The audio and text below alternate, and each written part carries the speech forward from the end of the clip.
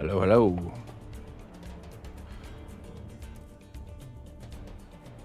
Good afternoon, ladies and gentlemen.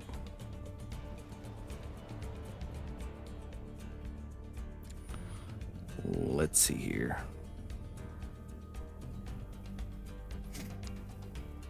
Hey, what's up, Looper? Atomic Ben, Sapphire, Mr. Clayton. Good evening.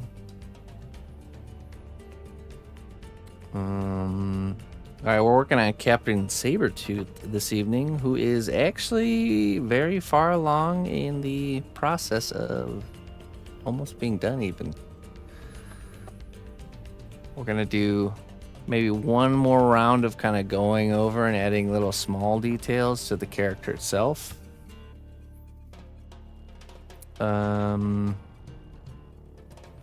going to figure out how we want the base to look, the part that at the very bottom.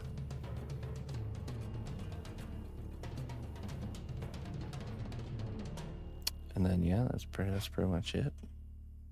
Ready for painting. Little nitpick pass. That's right. Well, I can see things like maybe adding some detail to his collar of his jacket, or you know, just some of the areas that there's a little bit less going on. It's nice to have areas of rest where there's not a lot going on, like on his back here, you know. But yeah, we just want to balance that out. Let's see here. Let me pull up some reference. This could very well be the final night we sculpt this fella.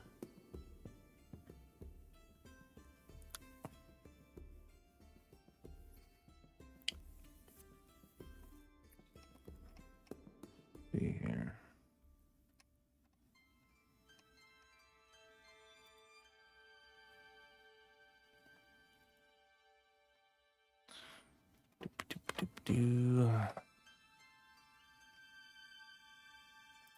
Let's see.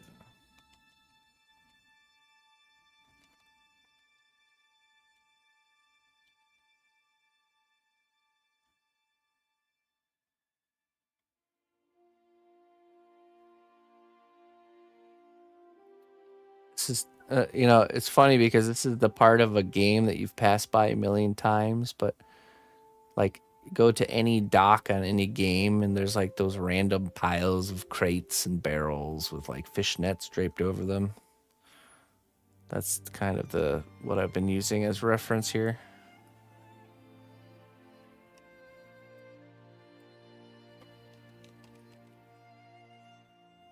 Yeah, everything I make is hand sculpted. Coiled rope, yeah. It's that classic scene, but of course when you need it, yeah. It's not like I'm gonna, like, I know I could find it in like going to the main city over in Witcher 3, but let's see if we can find, let's see, dock level design. Let's see.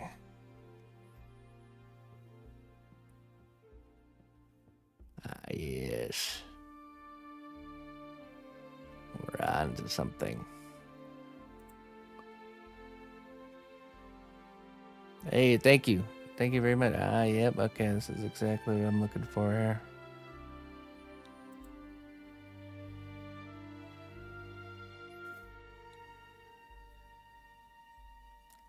Yes.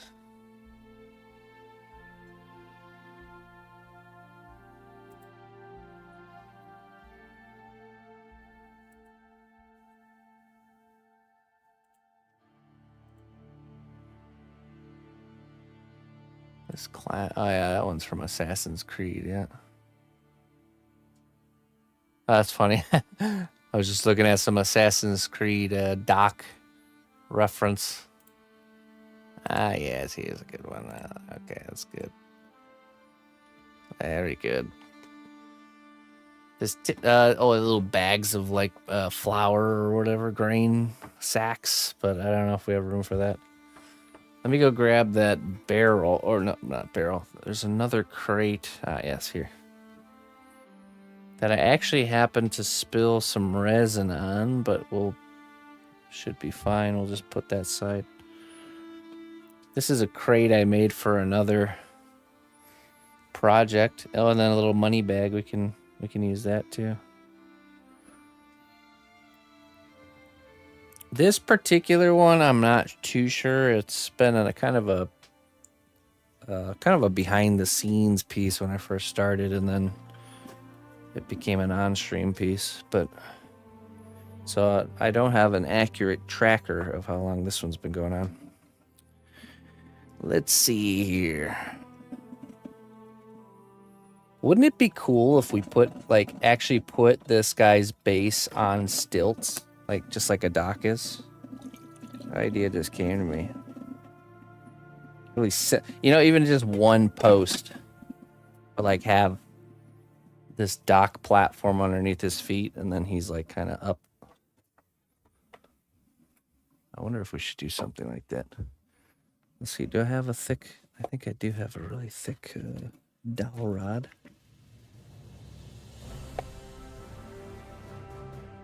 Yes. Everybody needs 32-inch bamboo skewers for the random, you never know. I got this from the thrift store for $2. Gotta love those good thrift store finds. I'd like a thicker piece. If I haven't, a really thick dowel rod. We could also use a not so thick one and actually sculpt around it with crossplay. I need to re-bolster my dowel rod collection because there's a little workshop gremlin that's been building its house out of my pile of wood here. Some small bottles. That's not a bad idea. Yeah, that's good. Good accessorizing, Okay, so if we're going to sculpt the pillar, let's see. Perhaps it would be best if we did have this nice oak base. So if he's up, we just have some semblance of a. I wonder if I can remove him from the wooden base here. That would be nice if we could exchange the base. Let's just try it. Let's start there. Let's work on that.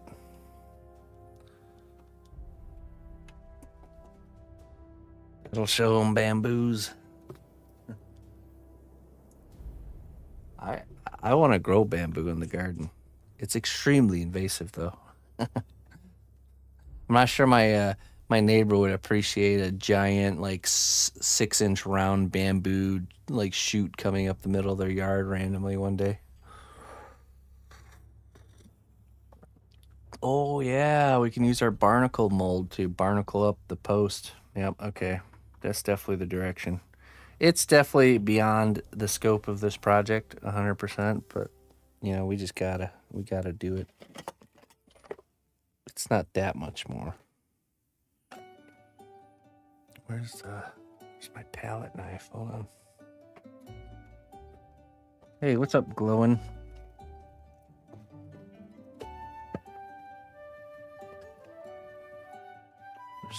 Where did it go? Ah, here.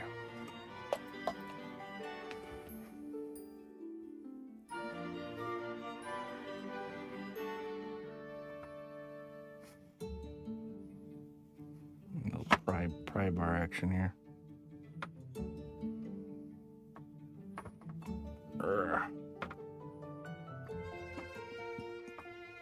Oh, okay. Okay, this one we want to be careful with. That one's loose.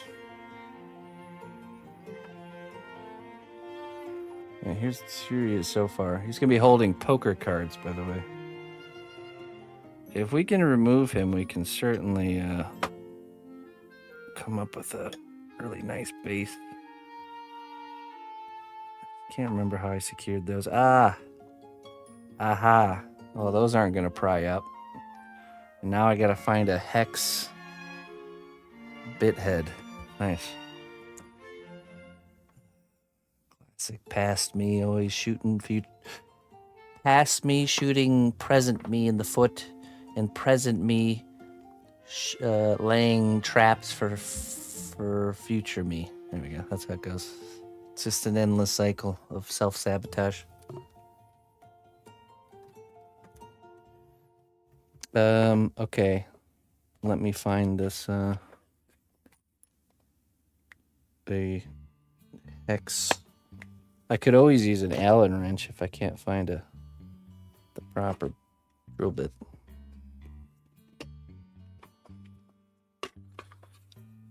Let's see here. It's not ideal, but it would work.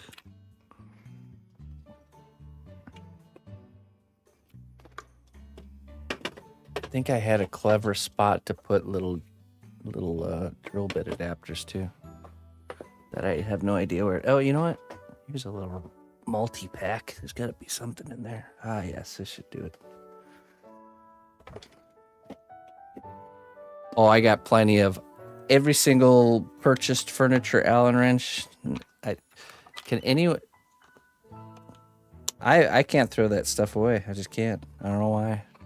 It's like, oh, hey, perfectly good Allen wrench. Even though I have like 50 that have the same size. The standard pre-bought furniture Allen wrench.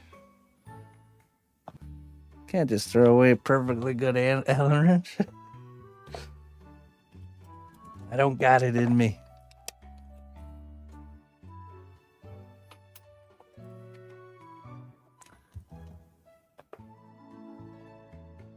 For a genuine zero things.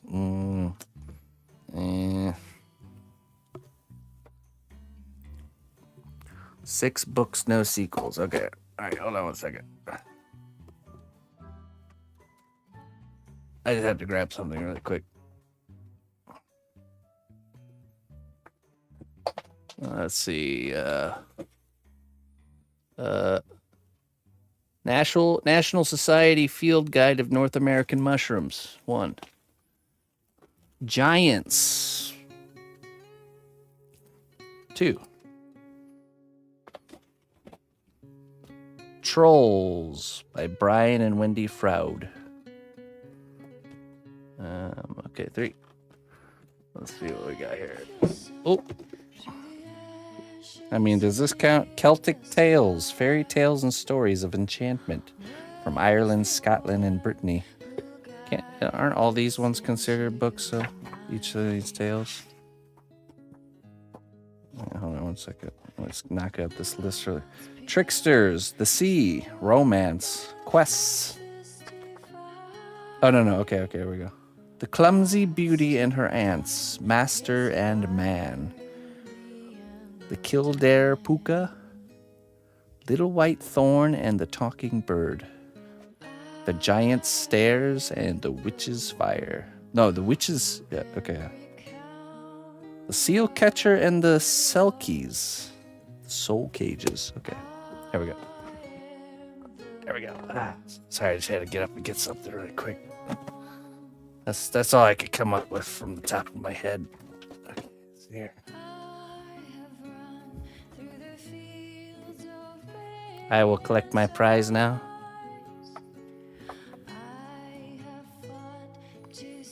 Let's see.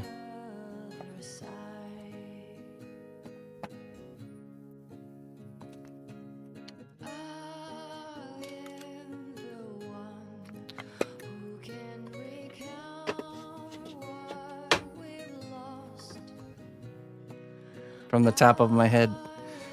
Well, see, the workshop is the inside of my head, so it does count.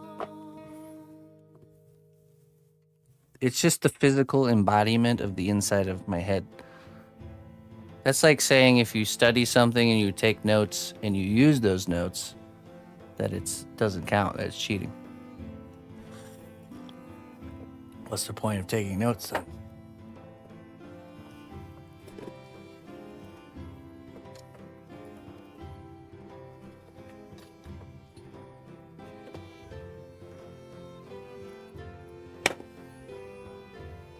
Okay, let's see here.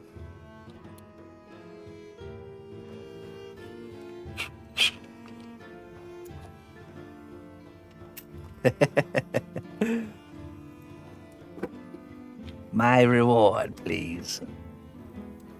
Okay, I think.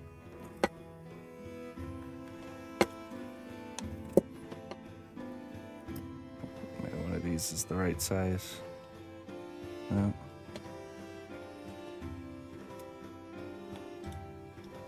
Yeah, one more bigger. Let's see. That might be too big. Ah, that's perfect. That's right.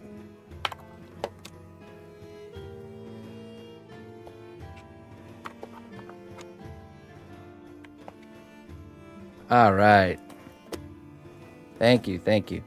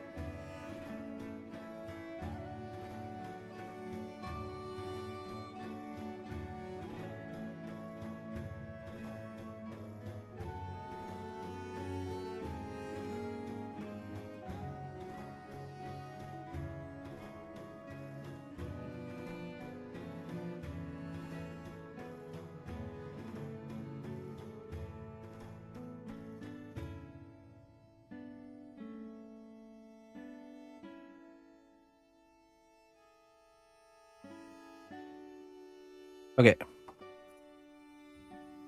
Our pirate is free to base wherever he may. I'll take back this heirloom here. It's a relic. This poor piece of wood has been through so much. This workshop is where little end cuts of wood and paintbrushes go to eternal torment. This is that's a nice piece of wood, if I say so myself. Aged to perfection.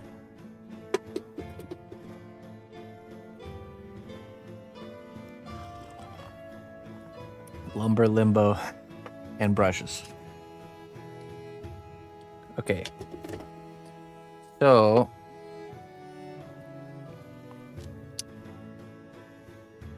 now we need, maybe we do a flat piece of plywood for the base here, right? Let me take a look at the picture of the dock. Paintbrush purgatory.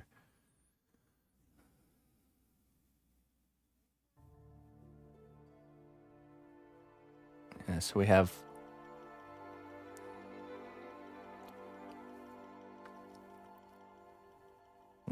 okay.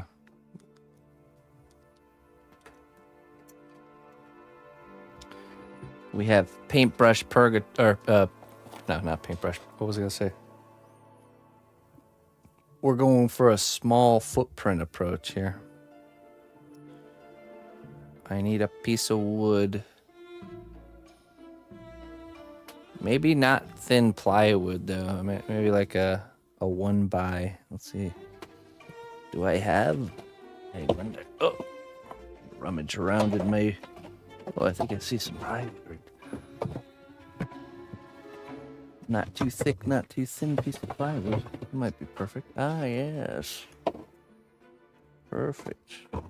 I mean, this one is thinner.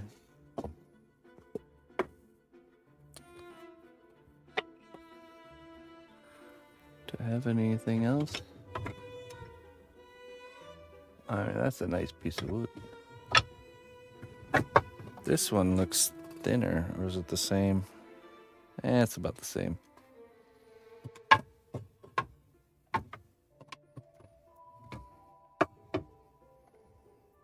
And then I think we will use that nice oaken circle for the floor.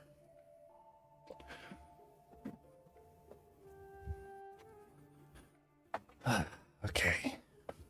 We'll get to sculpting soon, I swear. Gotta figure this part out.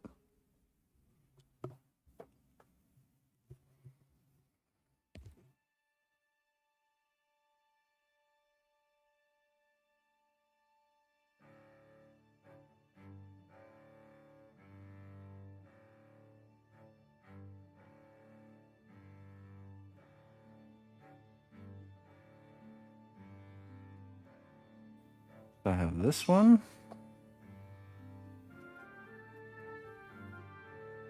And I have this one here.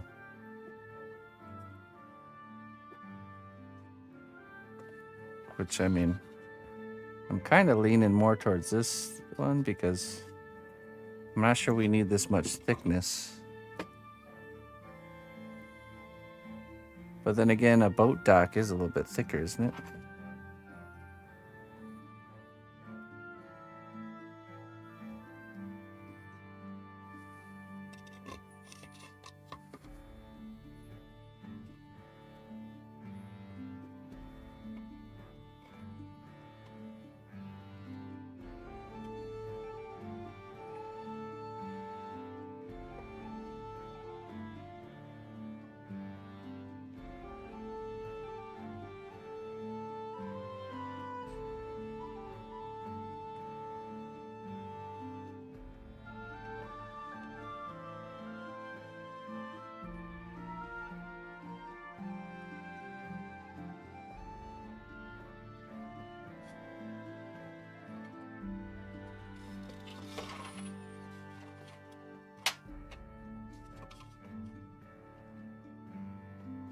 Let's make a mark right here.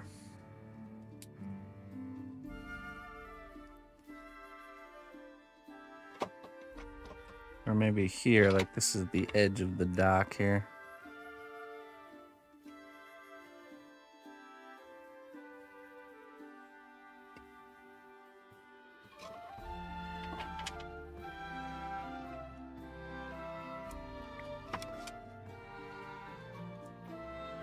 Drill that hole.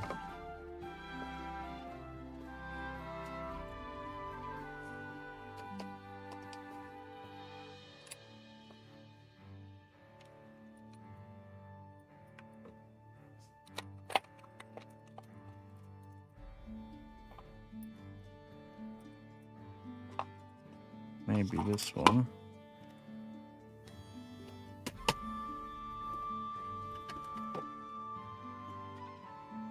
I feel like this is the very dull one.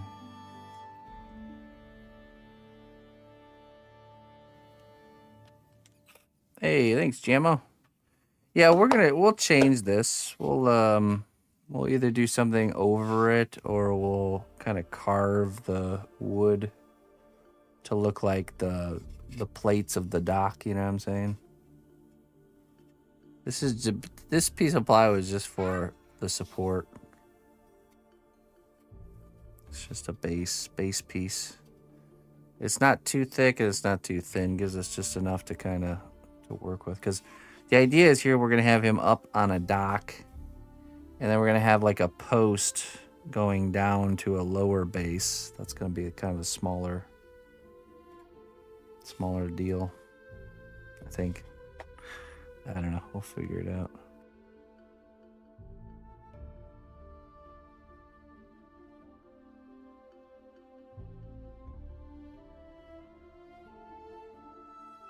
This is indeed the dull drill bit. I think it's the one that I use a lot. That's why it happens to be the same thickness as the wire. Okay, give me 1 second. Let me just drill this in the need extra pressure mode. Hold on.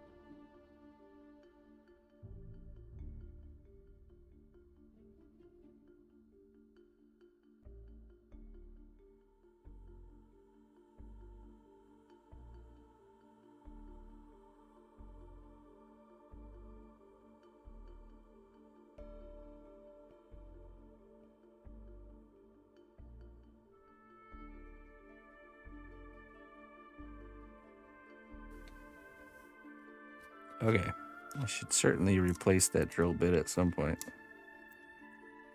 Next time. Okay. It's just the perfect size for that piece of wire there.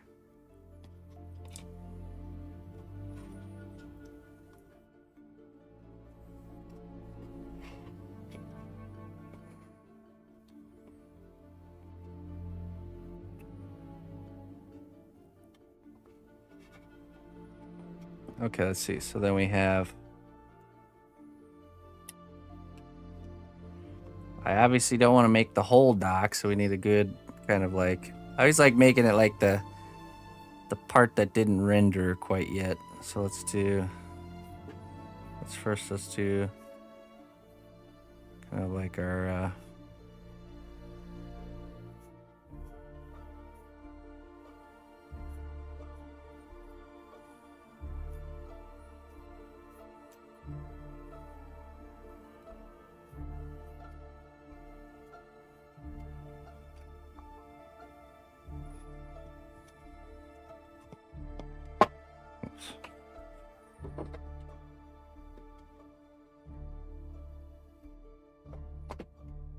Okay, we're just going to...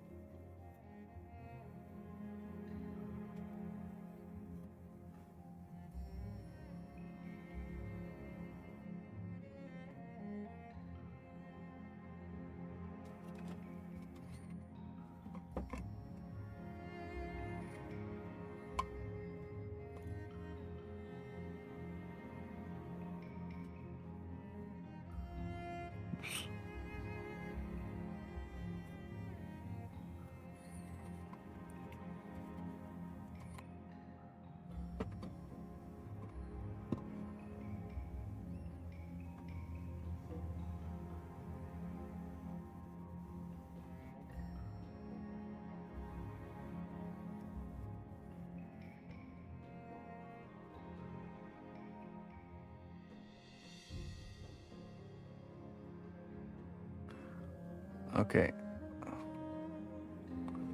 Let's put him back on there now.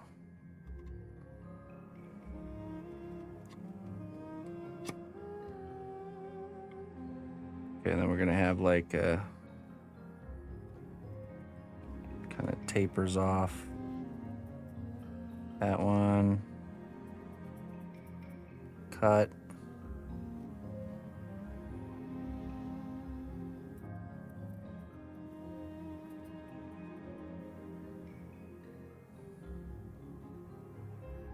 This one at an angle like this.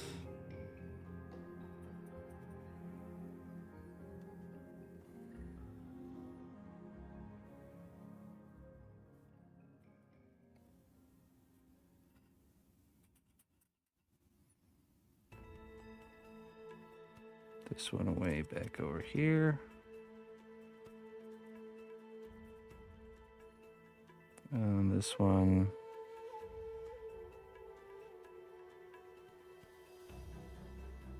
Angle like this.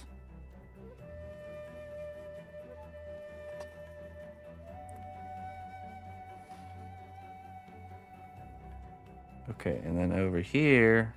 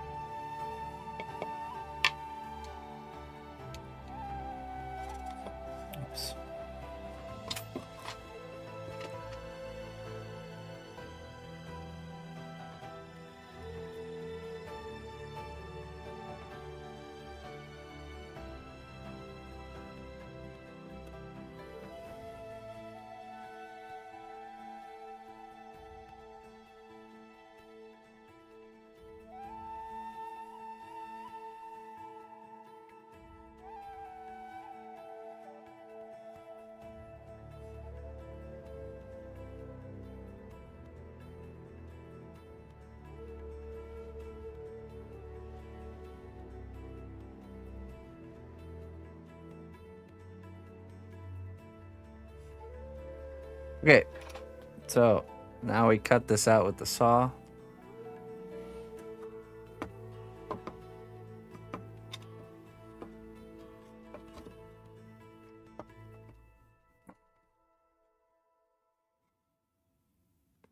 That'll be our piece of dock. Our scroll saw.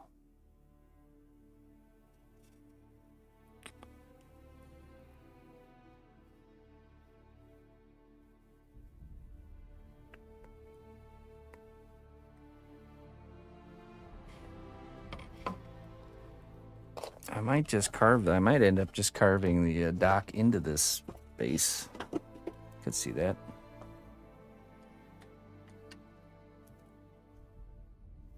Into this piece of wood. Could look good. We might have to use the Dremel because I believe carving with a knife might be difficult because it's plywood.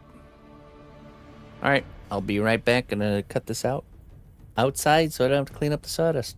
Be right back.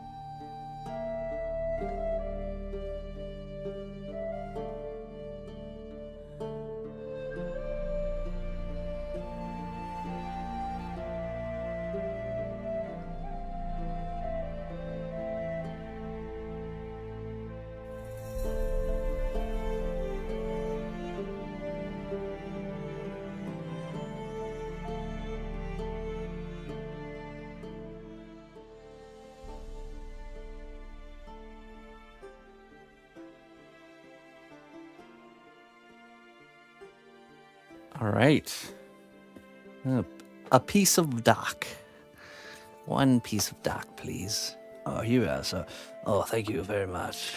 Thank you very kindly.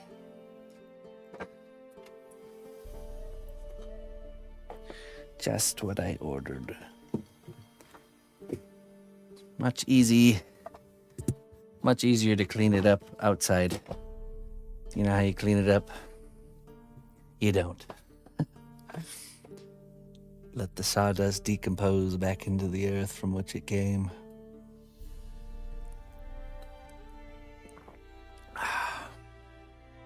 What's up, Doc? Okay, so let's see how easy it is to use the knife to carve. Oh.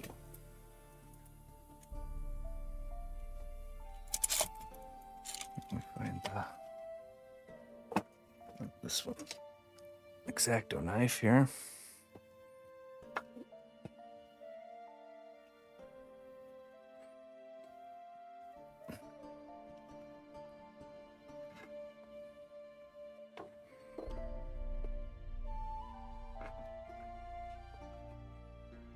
Let's see here. Just do like a little V channel here. I feel like this plywood is not going to carve very easily. Let's give it a try.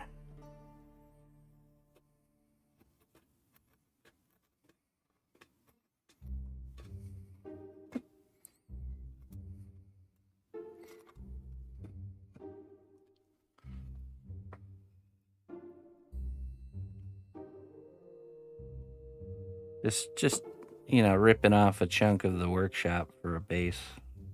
Normal business.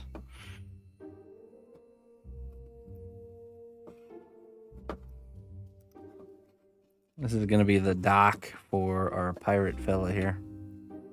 The dock from which he's standing. I don't know. I don't think so. I don't think so. I think it'd be a big pain in the butt. I think we're better off just layering on a piece of clay and carving it, or sculpting it.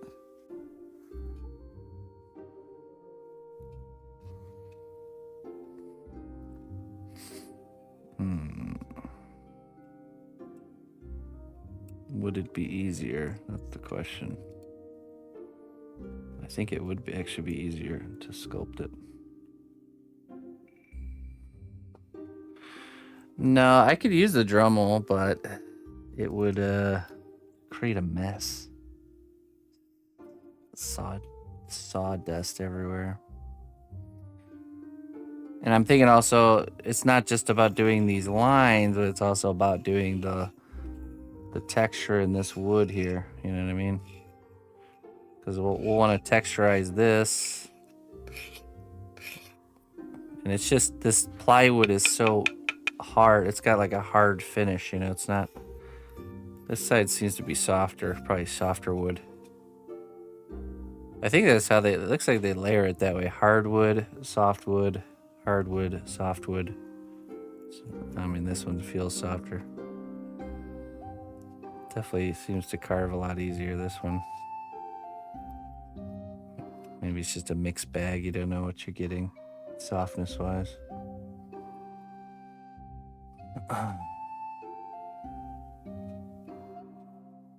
Okay, so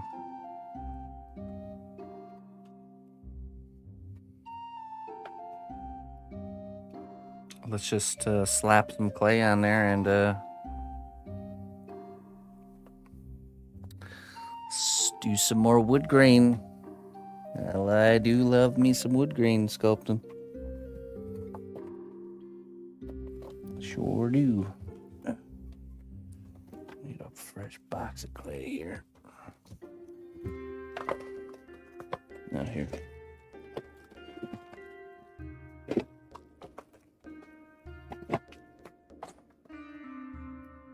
Slap the clay button.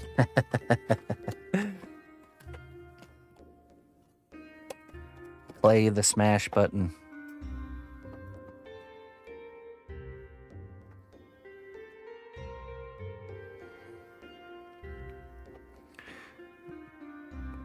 Hey guys, if you really like my content, do me a favor and clay the smash button.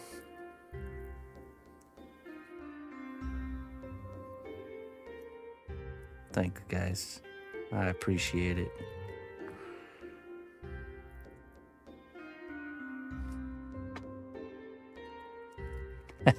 Yeah, there we go. That's a perfect slap the clay button emote. It's the coolest piece of clay I've ever seen.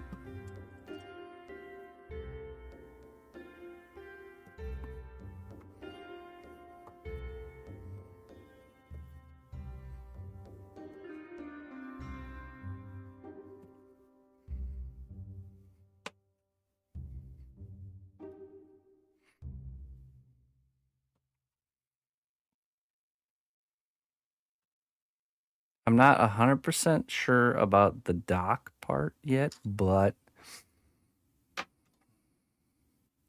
like I'm thinking even not even having anything under that, just like literally on these dock post stilts, and that's the base. It's almost like a table, right? And then we could make barnacles and rope wrapped around the dock, and it would just tell this story that this is a dock. You know what I mean? There doesn't have to be a layer here, the posts, and then another layer. Ooh, but imagine adding some resin water. Ooh, but no, we're not gonna do that. This is already beyond the scope of this piece here. Let's not go further.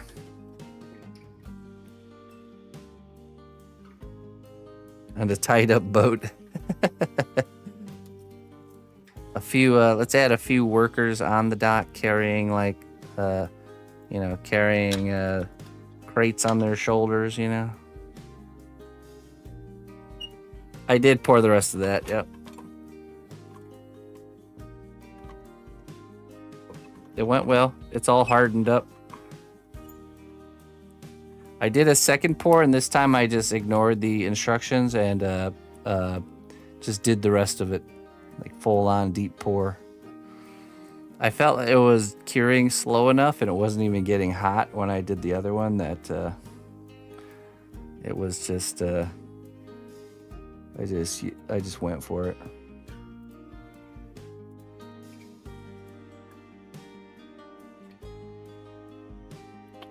Yeah, let me show you. I'm gonna hold off on demolding it till Wednesday, but I can show you.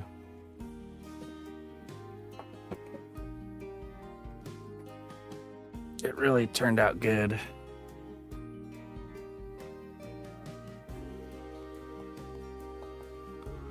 Hardened up. I took a sneak peek earlier, and you can kind of see the wave texture there. Just a little sneak peek.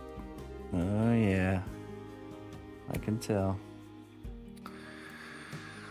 So what I'll probably end up, so you can see what I'm talking about. See how this didn't get fully submerged, which is okay. This will just be the bottom here of the rift, and then the bottom, whatever piece this is resting on will be painted like a deep dark ocean color, right? So it'll work out. But yeah, I couldn't have filled it up any more without. I think the shifting happened. This is because it wasn't maybe it wasn't seated all the way in the. Pull it off. I want to see. Nah, we gotta wait. Sorry. So what I would have done in hindsight is I would have actually created a lip on here, and I would have made a bolt hole so I could bolt the solid part of the mold back together, probably on both sides. And then that would have made it so there wasn't this kind of movement, this shifting, you know, that was a little bit janky to play with, but other than that, it was pretty good. And then, oh yeah, and I would add a flange, or I would actually create some depth going this way with the brush on mold, kind of like how it is here. So if I had done it like this, but all the way around, that would have been ideal too. Because then, yeah. So what I did is I mixed and I poured the resin, and then I used the heat gun, and I heated up the resin with the heat gun, and most of the bubbles rose to the surface. And there's some in there, but honestly, it's not gonna hurt it any because this is simulating a rushing water or something, so they'll blend in just fine. So yeah, it's all part of the water. Those bubbles were intentional, of course.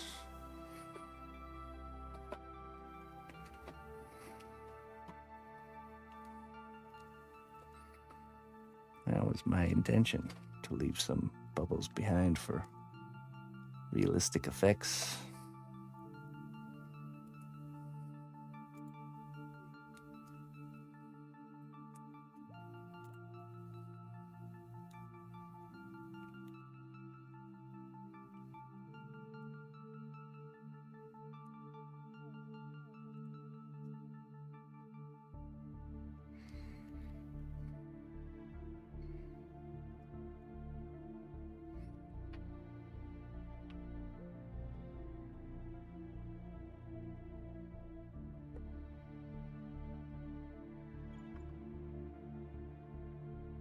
Yeah, I did. I took a little syringe and I injected some choice bubbles. Yeah.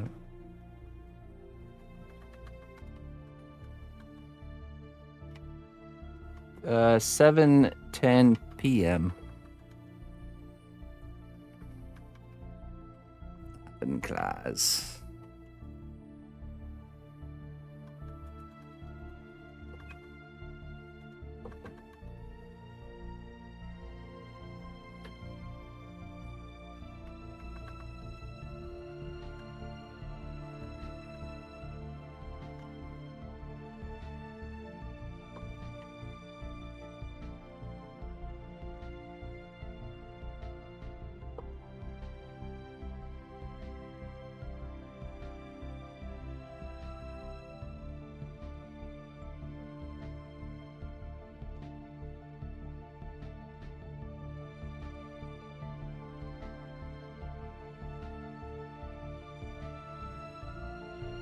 That's right.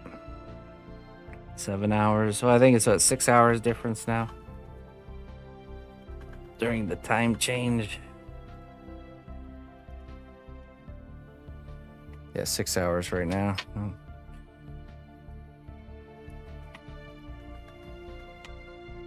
We're an hour closer to each other.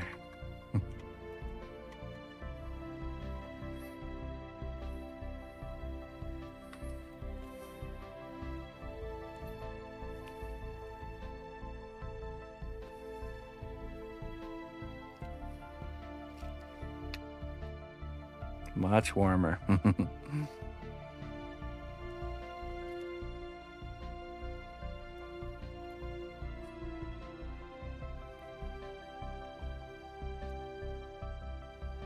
My garlics are already like 3 inches tall. It's gonna be a good year for my garlics for sure. My garlics. I'm gonna have a lot of garlic this year. I made garlic braids last year, which were really nice gifts to give out to people. Here's a braid of garlic. Everybody uses garlic.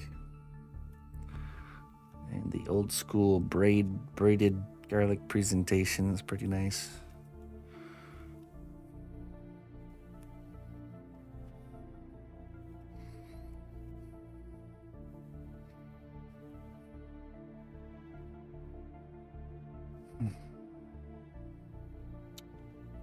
I swear, Sarah, every year since the beginning of me gardening, there's for some reason like magically always garlic left behind from the previous year. Every time. Even if I'm like meticulously harvesting and make sure I get it all, somehow there's always a garlic or two that just got missed.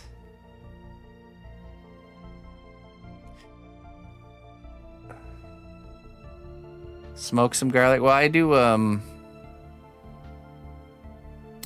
do grilled garlic quite often, actually.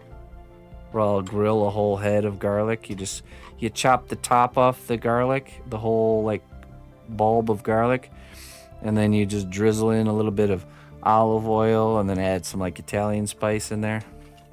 And then you just set it right on the grill and it softens up almost like a butter consistency. So when you're serving the food, you just squeeze it out of the papery part and then mash it with a fork, and yeah, you're good to go. It takes that garlic spice out of the garlic, and it becomes just really like real subtle, which is interesting. Phantom garlic, yeah, I know.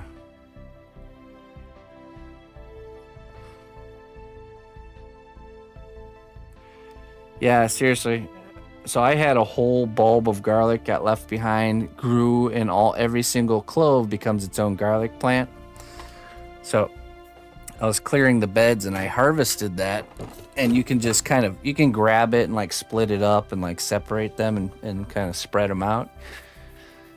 I didn't get a chance to plant them, but then later we went to my brother's house to set up his garden, and I was like, oh, perfect. I grabbed that whole head of garlic that had been sprouted, and I planted those in his garden. So not quite as good as planting them in the fall, but pretty close. So you get a lot of rogue onions too. Rogue onions. Those Egyptian walking onions are just coming back in mass.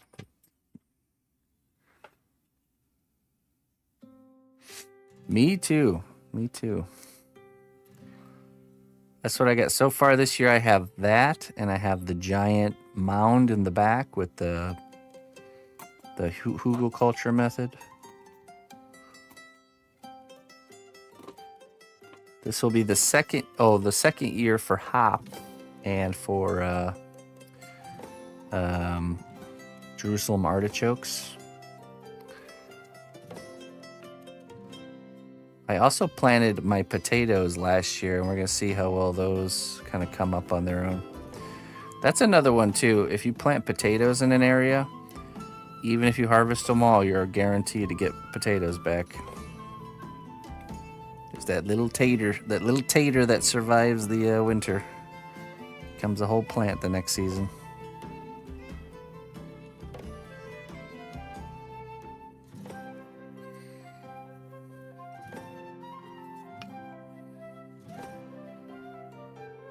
Little pebble taters, yeah. You can tell when potatoes are having a bad time growing in an area, because you won't get a single big one, and it'll be these tiny little like pea-sized potatoes all right on the surface. I've had that happen before.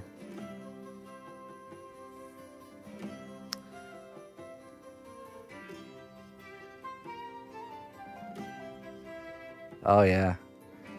I actually want to do some like slow grilled carrots. I saw those before, and apparently they get really sweet on the grill. That's my next thing to try. You just got to do them. You got to take the time and, let them cook for a while. On the cool side of the grill, just smoking pretty much.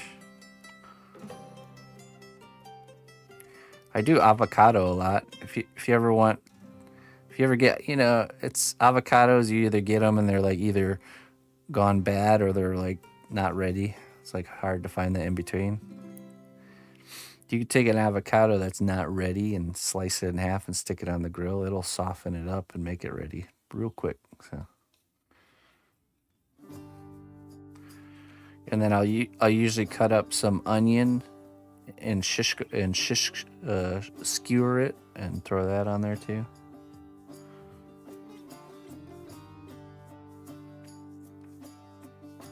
Everything's better grilled. I totally agree. I agree right now, and we get to the end of the warm season. I'm like, all right, I'm okay with you know, stuff cooked in a pan for a little while. Let the old flavor palette reset. I'm a little grilled out for the winter. Back to grilling in the spring.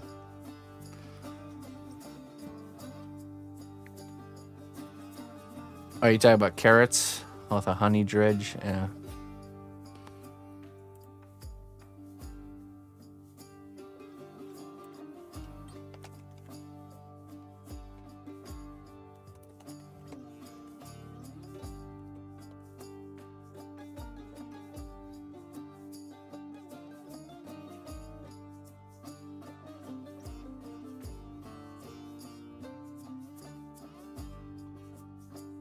Let's see here.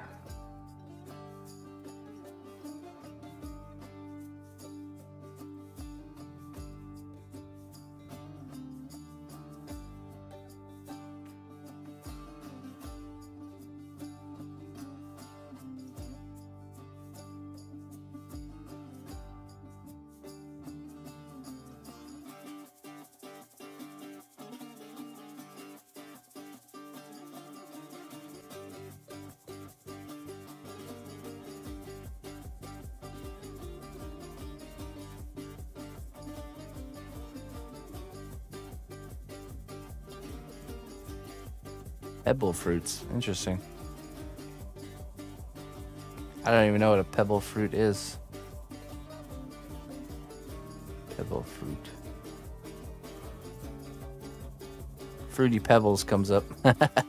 Well, not those ones.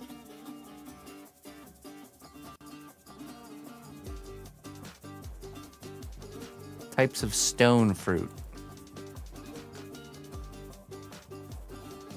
Wait, what? What's a stone fruit?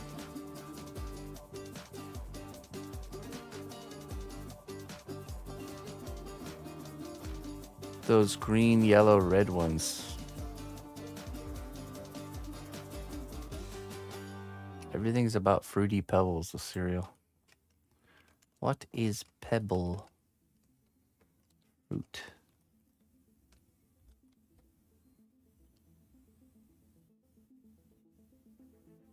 Pebble fruit is a common reference to Fruity Pebbles cereal, a sweet rice cereal with a variety of fruit flavors, often associated with Flintstones.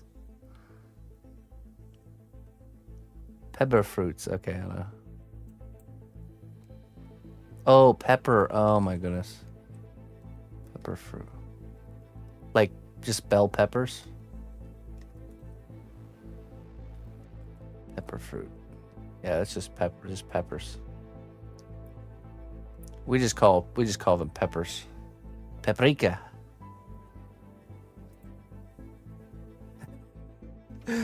The fruit. I quite enjoy the fruit of the pepper plant. And a leaf of the spinach. Perhaps a few tubers of the nightshade family on the side. Yes. Oh my goodness.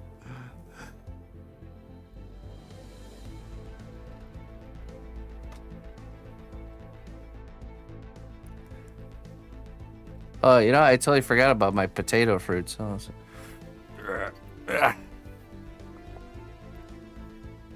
I actually gathered fruit of potato, and I let it shrivel into this little thing. I wonder if there's any seeds in there. Let's see. Yeah. Oh, it's tough.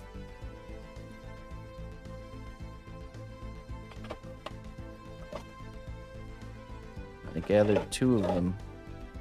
I want to grow potato from seed. I've never seen this done before. Let's see if we have any.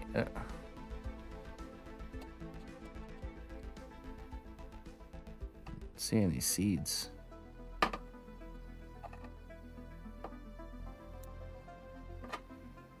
Maybe we'll just take this whole thing and stick it in some dirt and see if it grows. Oh, I do. I see some. Yeah. I see some very tiny, what looks like tomato seeds.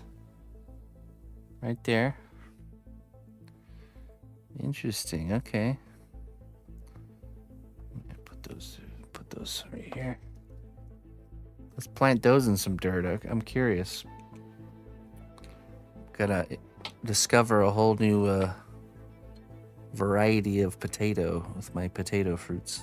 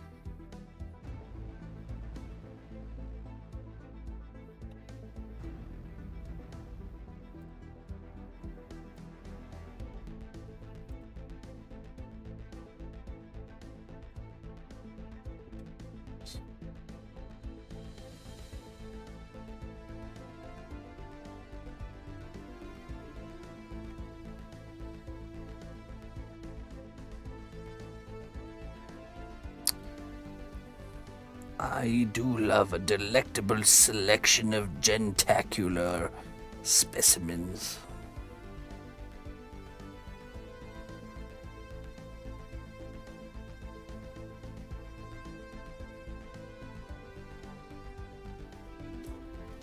Oh, there you go. Yep, gotta start somewhere. Right. You're not gonna be able to run like you used to right off the bat.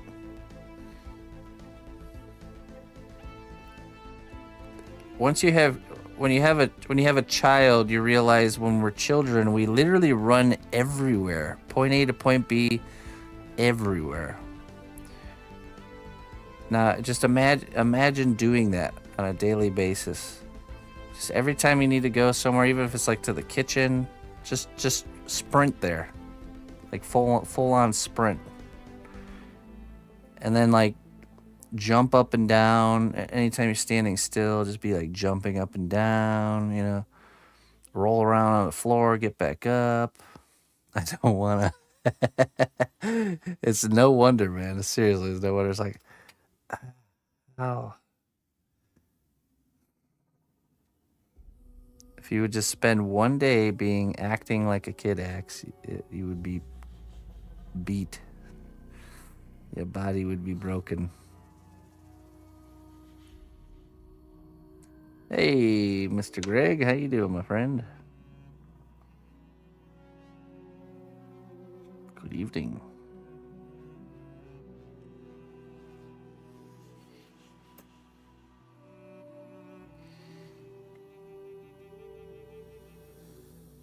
We're building a dock for our pirate character here. A base. Gonna have some nice wood grain to sculpt.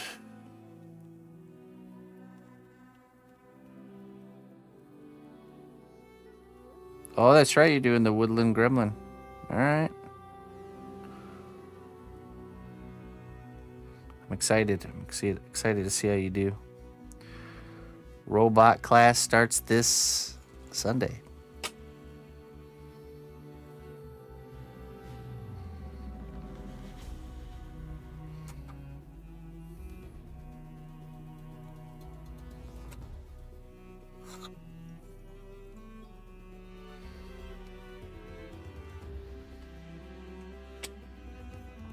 Oh, cool. There's a movie that just came out on Netflix that's all about robots, and they got like this really cool stylized take to them, and definitely some good inspiration there.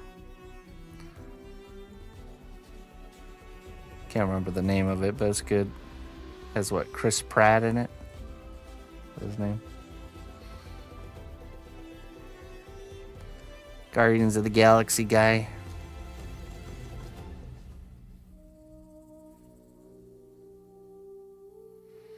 Mm-hmm. I like robots like that. It gives me a little bit of Fallout feel where it's like alternate reality robots that like were invented back in like the 90s, you know? A little bit more industrious looking.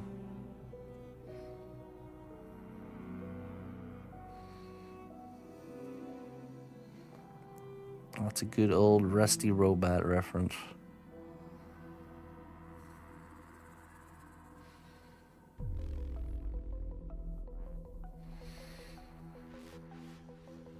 Yeah, you gotta do it. That's right. You gotta be your own boss. Gotta tell yourself what to do.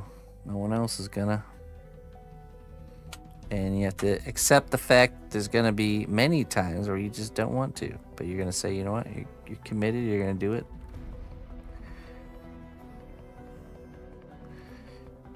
You can't say, I'm gonna only do this thing if I want to do it, because there's always gonna be the times you don't want to do it. Most of the time, you won't want to. Do I want to willfully be uncomfortable right now? Nah, you know what? I quite like being comfortable right now. You gotta do it.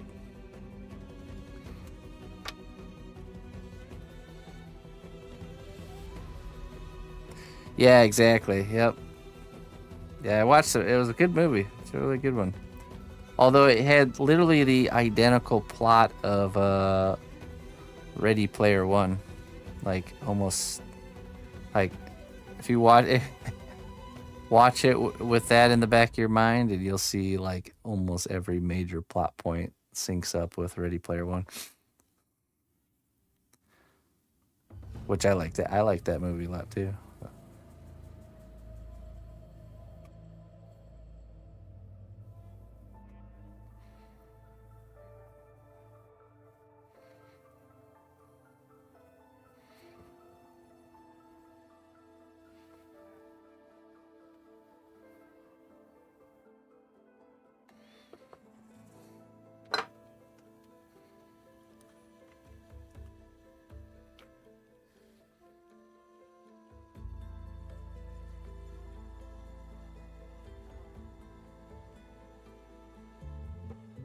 Started but couldn't finish it. Why? You fall asleep or something? Or were you just not having a good time?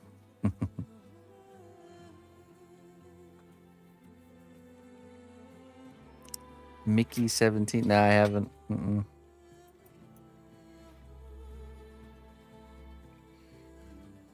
I'm usually late to the party for movies. The only reason I even watched a movie last night was because I poured the resin for the water base for the Blue Dragon, and I couldn't move it, so it had to stay in the workshop overnight to cure. And I just didn't want to be in here breathing that in. So I was like, yeah, I guess I get the evening off to maybe watch something.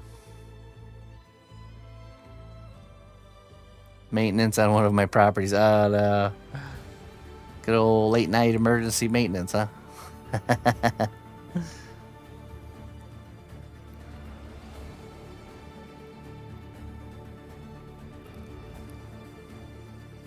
If I was one of your tenants, Greg, I would let you finish your movie. But you know what, Greg? You finish your movie. You come on over later, all right?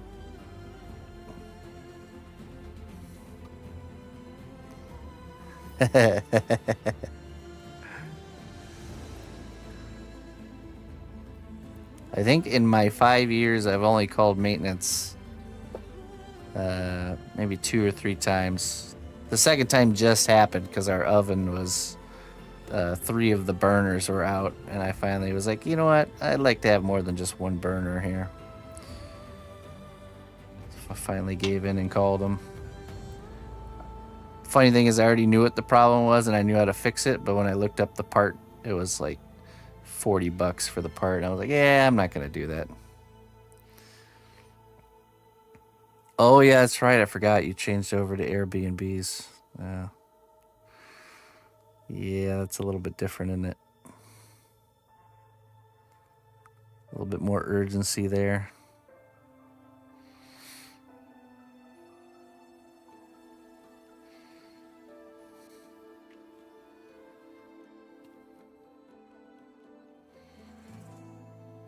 I forgot where our, where's the hole? Right about there somewhere.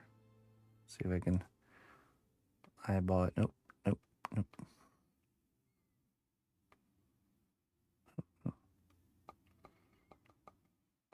Just guess a few more times here. Okay, all right, let's not do that anymore. New plan.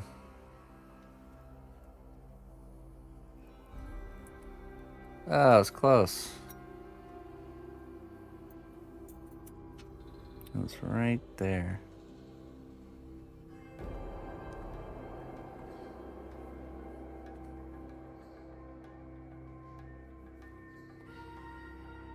Yeah, that's that one. That's a termite board. Battle damage.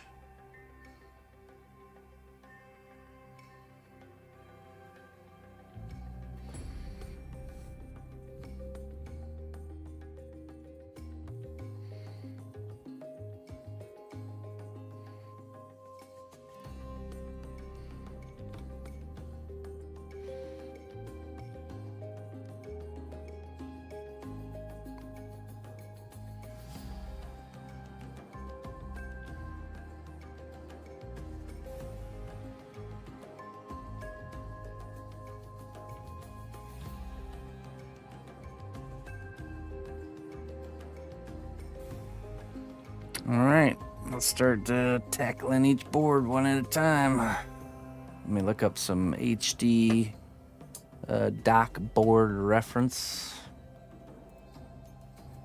I'm gonna type a HD dock board reference. See if it comes up. Yeah, not too bad actually. That one's pretty close.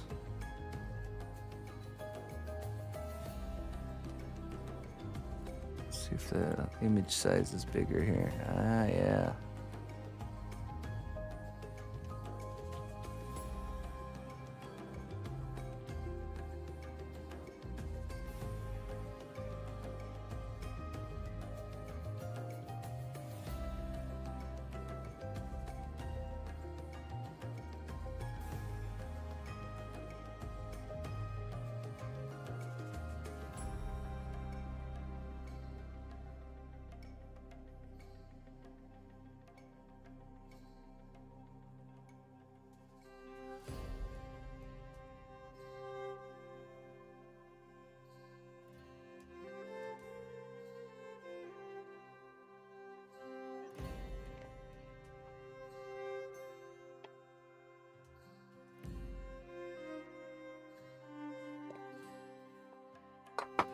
Okay, let's see here.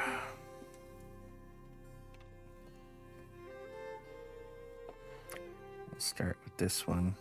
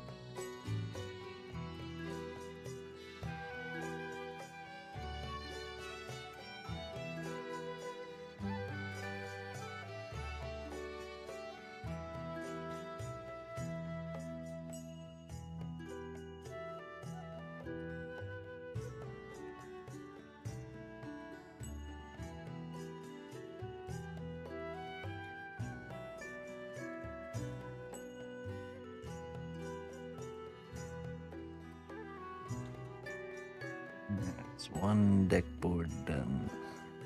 A few more to go.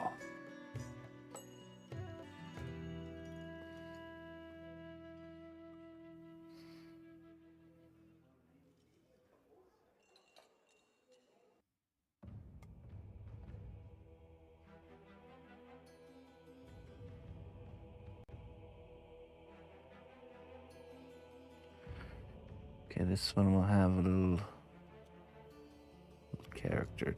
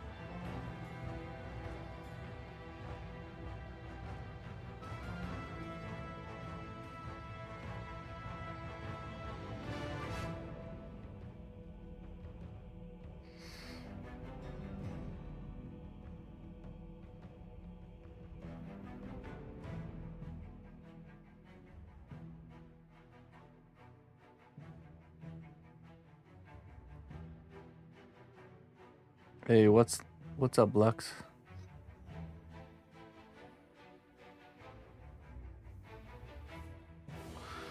D&D dungeon floor tile?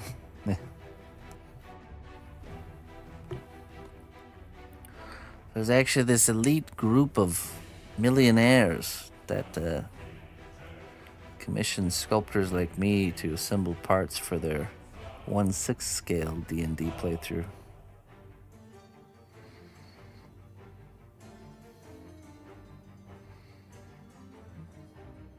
They have a whole warehouse rented out, or purchased, sorry, they wouldn't rent it.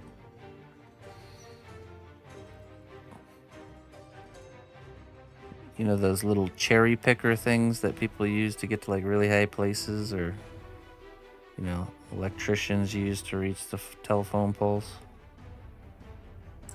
They have those parked on the perimeter of the play area, and they just kind of move around, you know? Have these long sticks to push their character.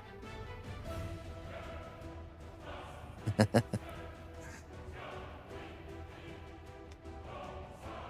I throwing a party? No? No party here. Are you throwing a party?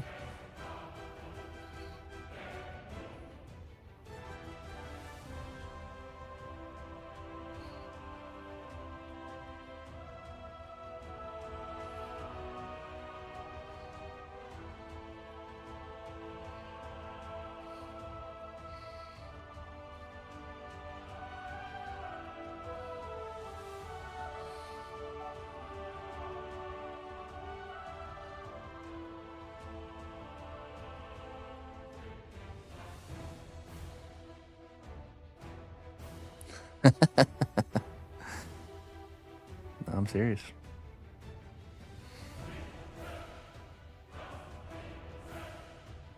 Seriously joking. Would be cool though. Anybody wants to make it happen? Let's do it.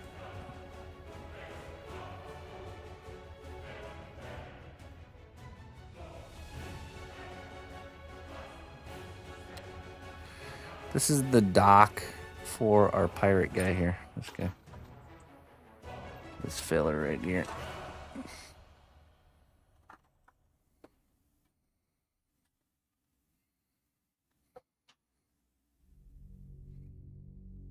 Captain Saber-tooth.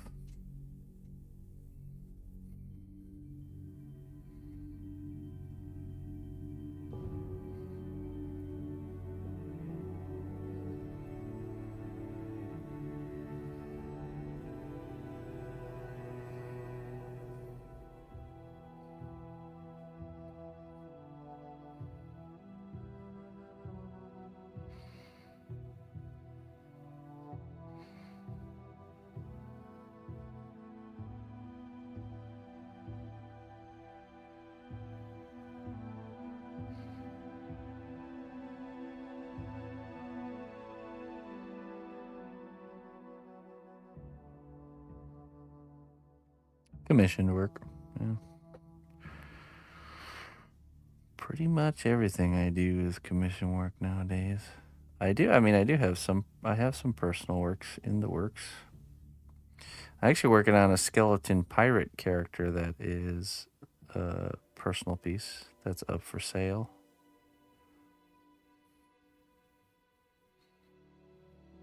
We work on that earlier in the week.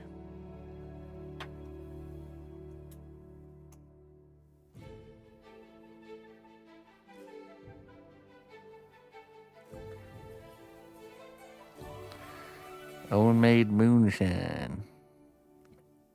Not too far from me, I'm sure.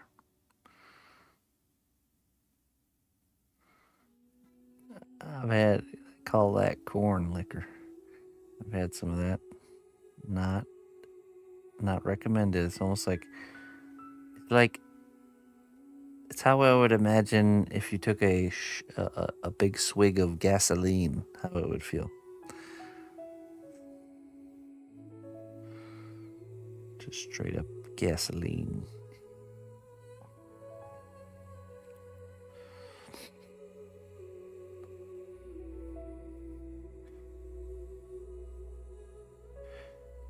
It's actually kind of smooth, to be honest, but I'm not about drinking anything hard. Oh, thank you.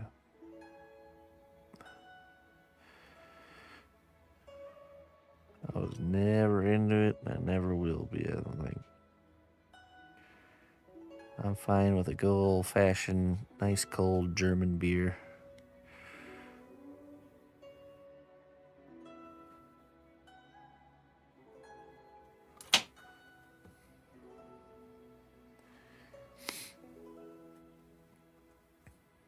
Or even a basement cold German beer. Don't mind that either.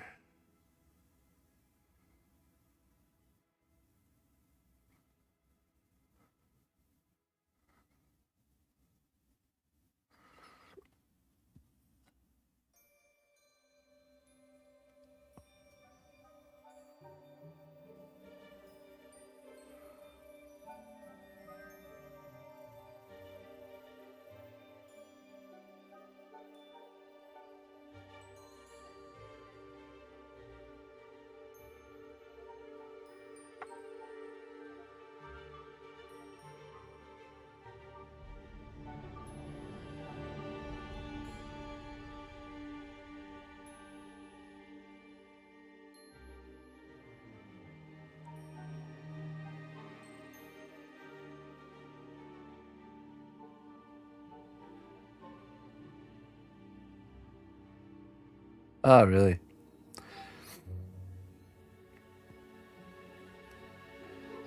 Well, there's something about the German beer that one of the best things about it is the German beer purity law.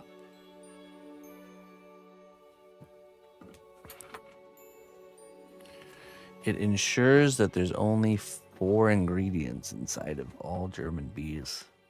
It's literally a law.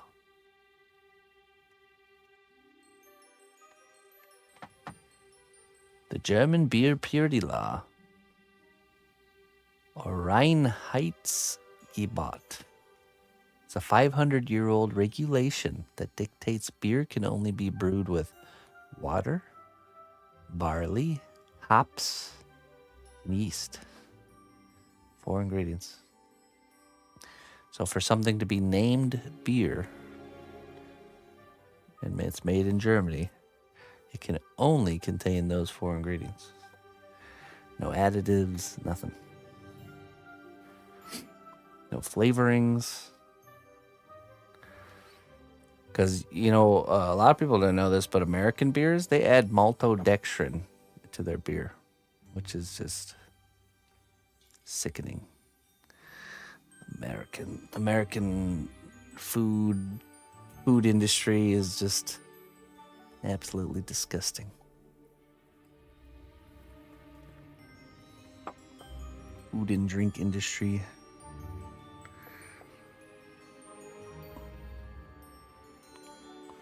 Destroying us for profits. One bite at a time. Not even pumpkin spice now.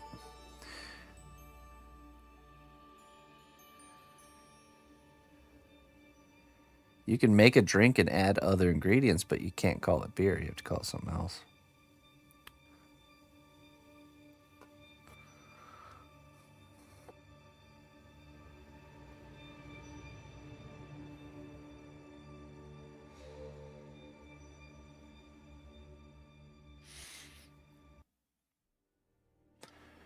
Hey, have a good night, my friend.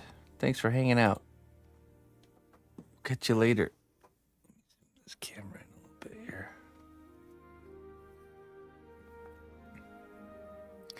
We'll see you next time there, my friend.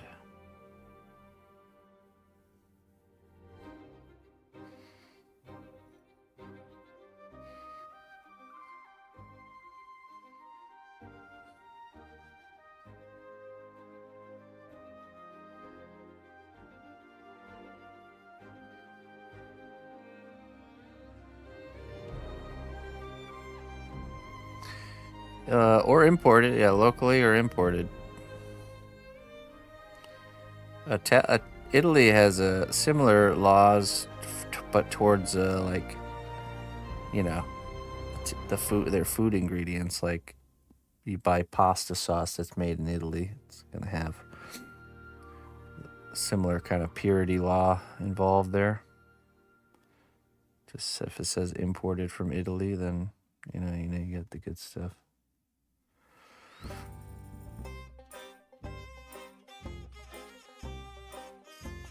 When you buy some tomato paste for cooking, just grab the Italian one.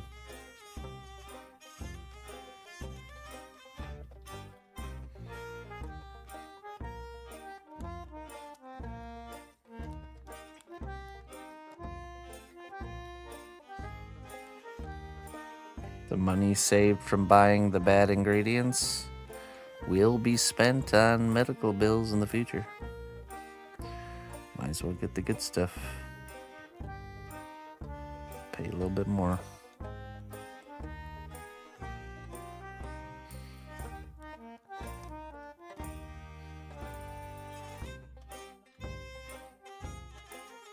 Yeah.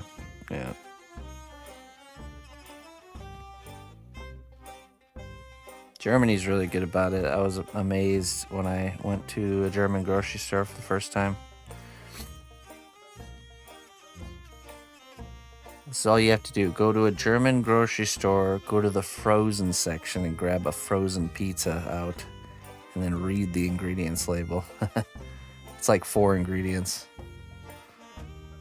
Now do the same thing in America. Like a 3-page paper of ingredients. I wonder. Whatever is in this pizza.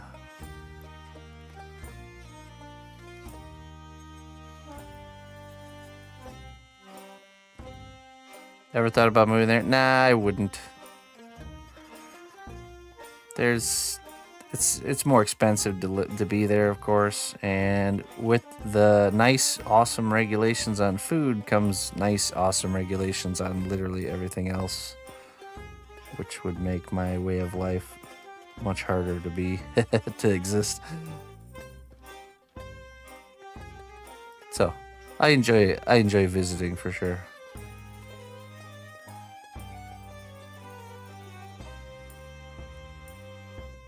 But there's definitely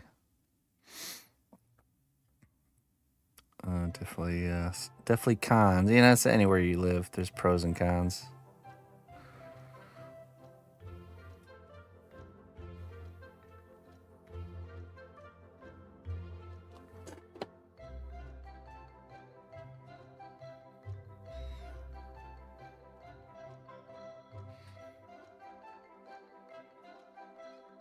Also, it'd be harder for me to immigrate there. Then it was harder for, yeah, it would have been harder for me to get there than for my wife to move here. So.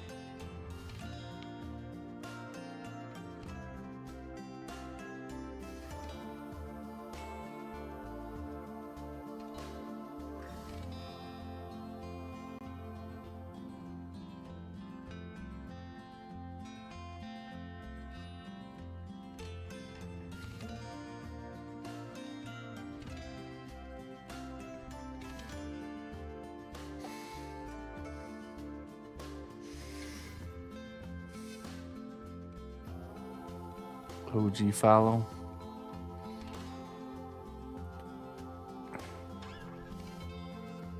Did it say?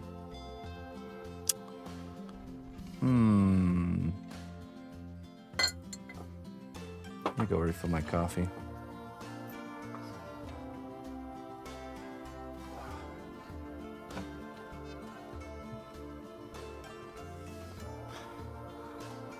Four years. It's not OG. I started in 2011. But hey, that's a long time. I'll give you that. 4 years is something. You're just still a baby in the cnotbusch kingdom. All right, maybe like a teenager.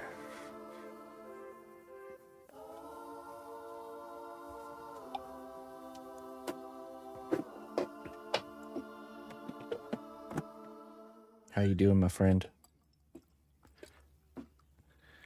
Get a little refreshing coffee here.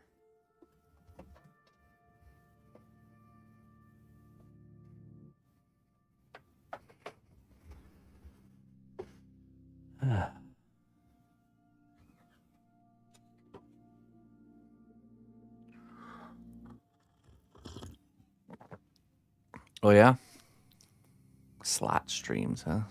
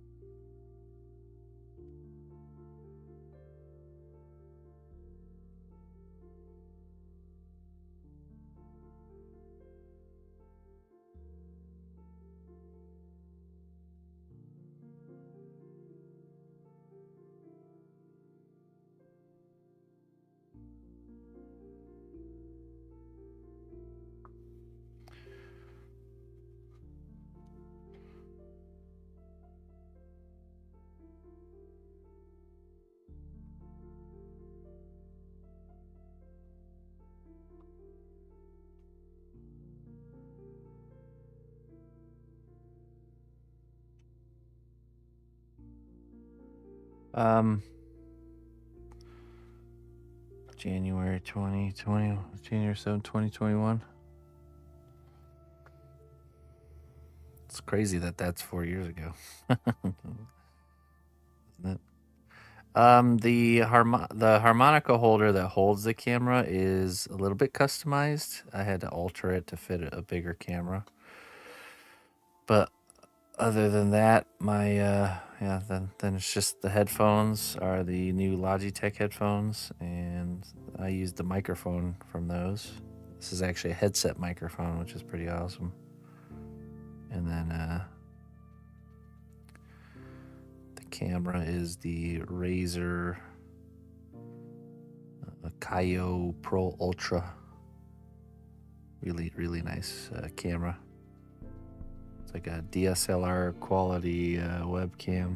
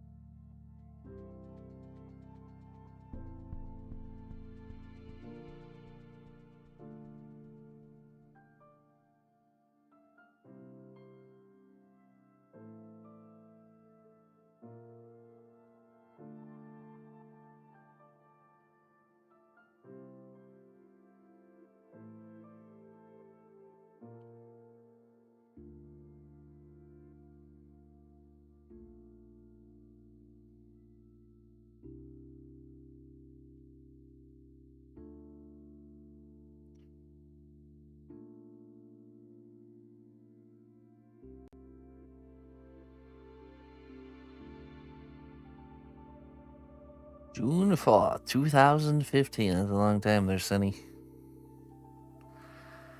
Old man Sonny coming through. Hey, thank you. Yeah, thanks for popping in here, my friend. All Old man Sonny coming through, make way. Somebody help the old man. Give him a hand.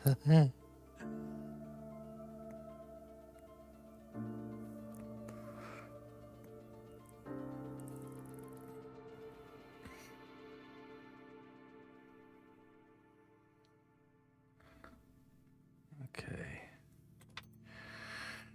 Let's see here. So.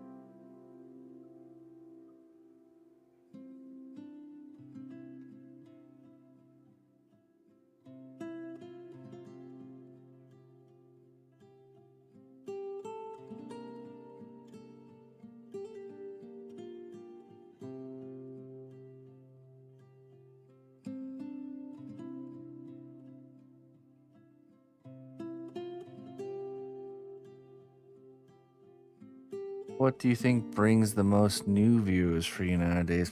I don't know. I'm not too sure. I'm not sure. Probably just being live on the Twitch art section's still the newest place. Or, you know, it's where most new people are still finding me through either browsing or through scrolling through the creative category or art category.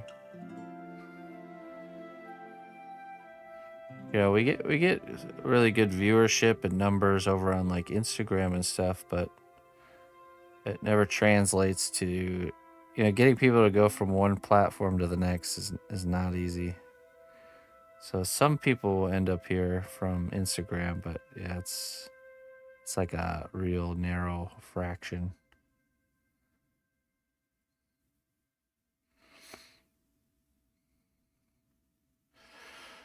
So, you know, I got videos on Instagram with like millions of views, but maybe like 100, you know, maybe out of a million people, maybe 100 who will actually go and maybe check out the stream and follow.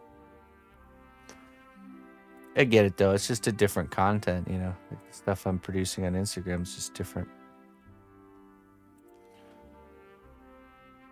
Let's see. I actually think I can see where. Let's see. Overview, analytics, or discovery. There we go.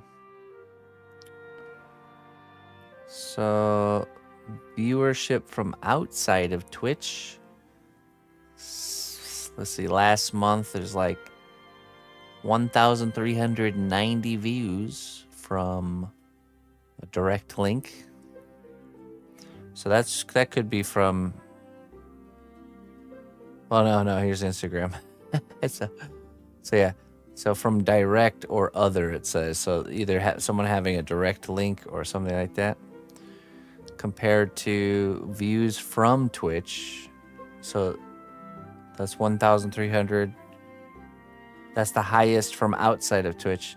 Views from Twitch at 22,000 views last month. 13,000 views from people already following.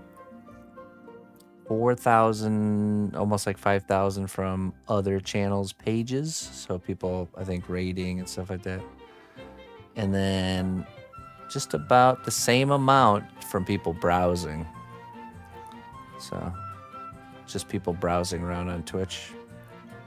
1,000 from people being recommended through the algorithm. Searches, few from searches. Yeah, organic, exactly. So like Instagram, for example. Instagram, I have 167,000 followers on Instagram, and we produce content very frequently that does well. Over a 30-day period, we got 18 views from Instagram. 19 from Linktree, so maybe those come from Instagram too. So probably hundreds of thousands of visitors on my Instagram page, and only 18 of them made it to Twitch. 51 from Google search. And actually, so the stream is embedded on Cosplay's website. So it's Cosplay's website is the number 2 from outside of Twitch. We got almost 500 views from people just over on Cosplay's website. So that's pretty cool. Oh, and our number 1 tag is D&D per view. People searching for D&D tag. 25. Sculpting in second place. It's interesting to look at those numbers every once in a while, but it's really hard to like kind of like get anything from that, you know, like any sort of like, okay, well, what should I do with those numbers kind of thing. It's just more of like, oh, it's interesting to know.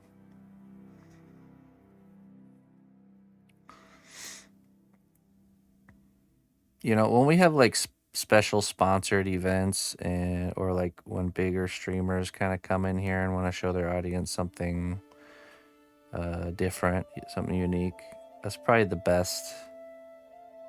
best case scenario for new people finding the stream nowadays. Because here's the reality. Most people don't know they want to watch sculpture until they have it in front of them.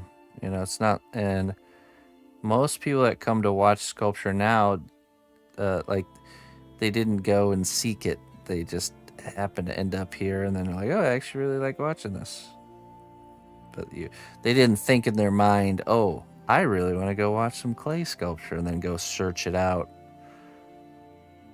Most people, they don't realize they want to watch something like that until it's right there in front of them. So back in the day, you know, the stream was, viewership wise did very well because there was no creative category, and I would stream under whatever game I was sculpting from. So like, say I was making a League of Legends character, which is what I was doing a lot back then. I would be in the League of Legends category, and as people were scrolling through to find a League of Legends player to watch, they would see me, you know, saying sculpting such and such character, you know, and then they'd be intrigued or interested just to click and see. And then, yeah, before you know it, they're watching and hanging out and enjoying themselves. And they're like, man, I never thought I would have liked watching sculpture. So that's why it did so well. And I actually think I'm going to experiment with that because technically we can stream under game categories if we're, say, we're streaming a character. I found you from a raid, yeah. So there's a few bigger streamers that come in here and raid every once in a while. Mr. Sequisha has quite a bit. Smoke, big one, and Dex Bonus. She's been raiding me periodically over the years. So trying to think if there's anyone else. Those are the kind of the big ones that are from the gaming side of Twitch that just want to support my work. So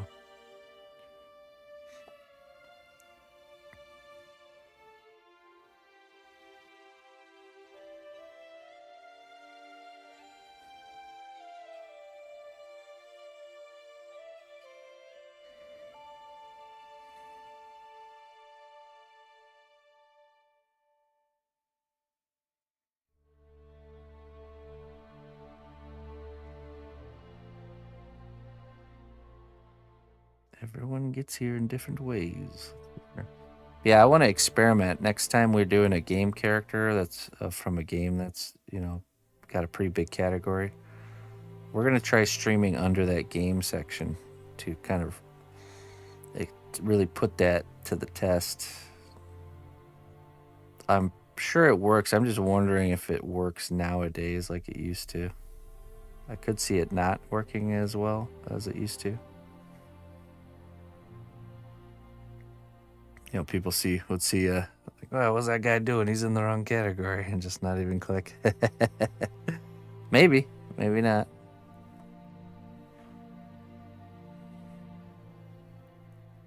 It used to be a long time ago, reported for non-gaming content. Maybe we got to go the other way.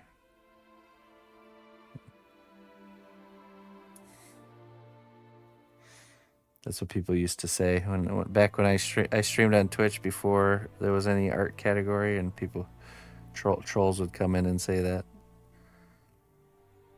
Excuse me, sir. We're reporting this channel for non-gaming content.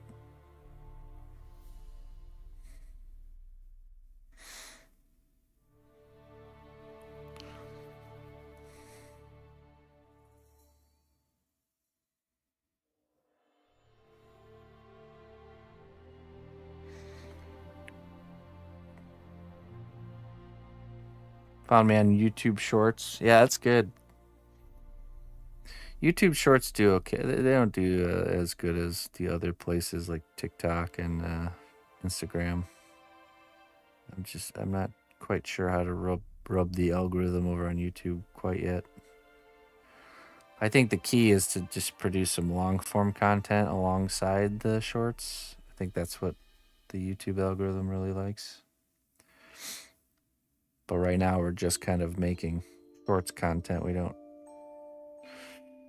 trying to get to a position where we can start making some, like 10-minute nicely edited videos, but not quite. The cards not quite lined up yet.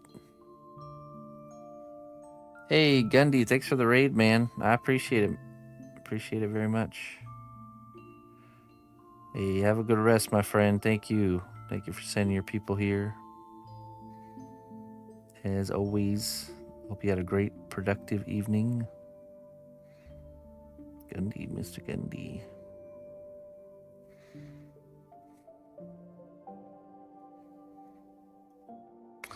Kind of, yeah. I mean, it has changed a little bit.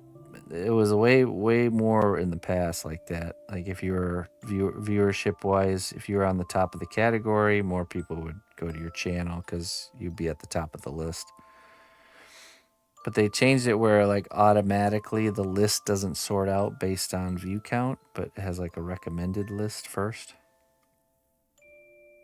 So I'm not sure how much that's changed.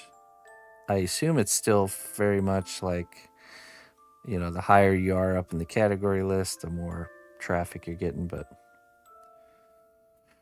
I'm not too sure if that's how it is anymore.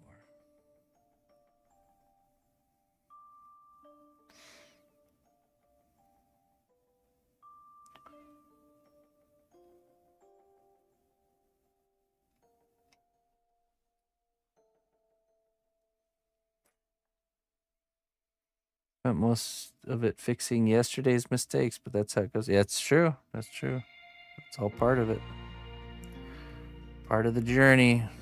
Just as important, if not more important than the other parts.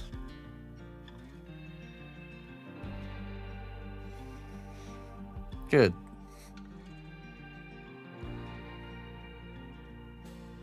I've done that many times where I spent like all day making a pair of hands only to realize they're too big or too small and then have to just do it all over. The more painful that those mistakes are, the more likely you are to make sure they don't happen again. So it's a good thing. The pain is a good thing.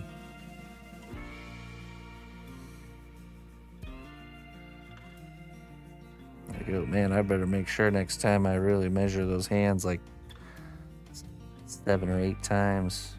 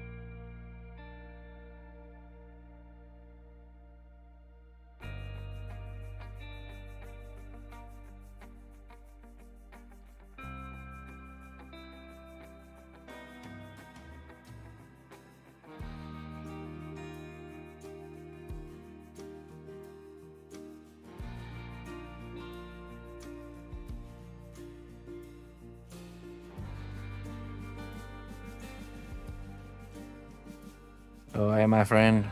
Catch you later.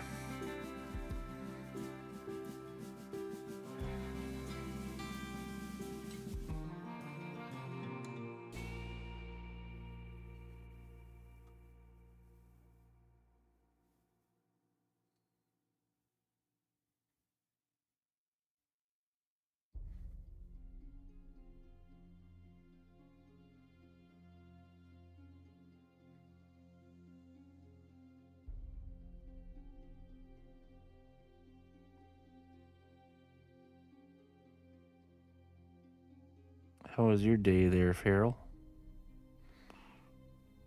I saw you on earlier.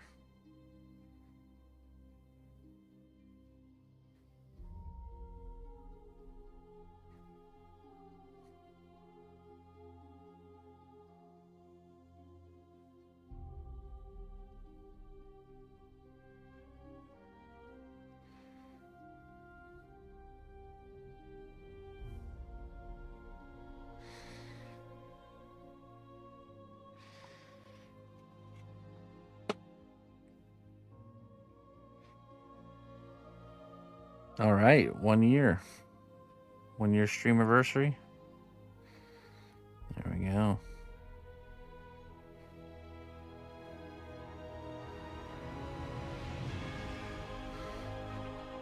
Full inoculation complete.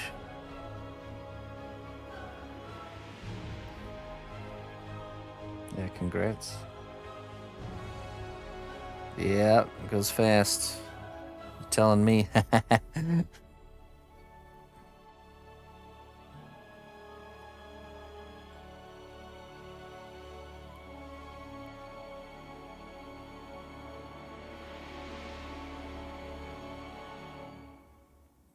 The quest has just begun, little one.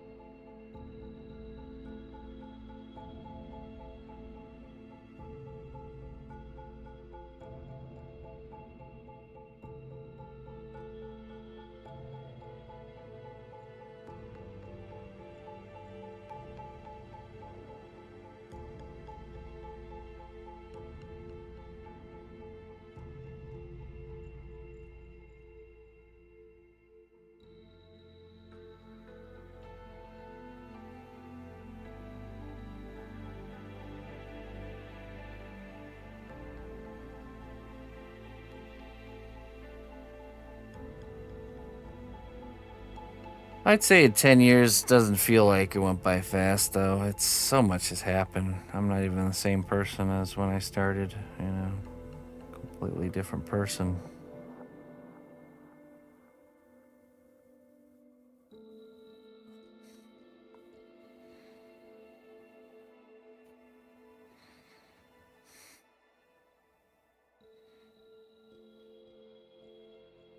Yeah, I mean, looking back, it's just been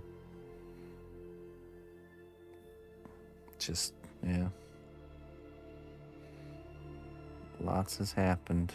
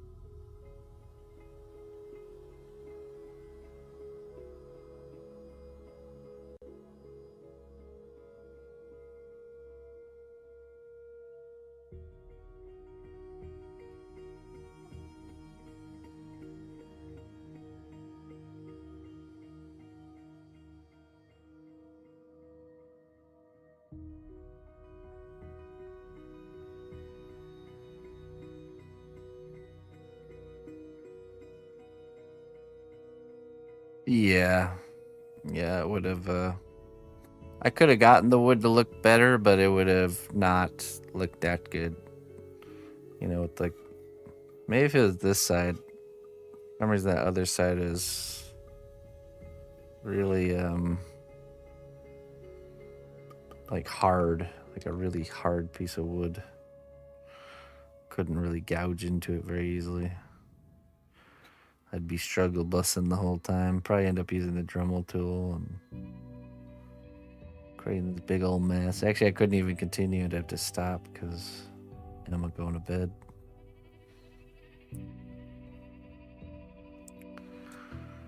This is working out just fine. Good old clay.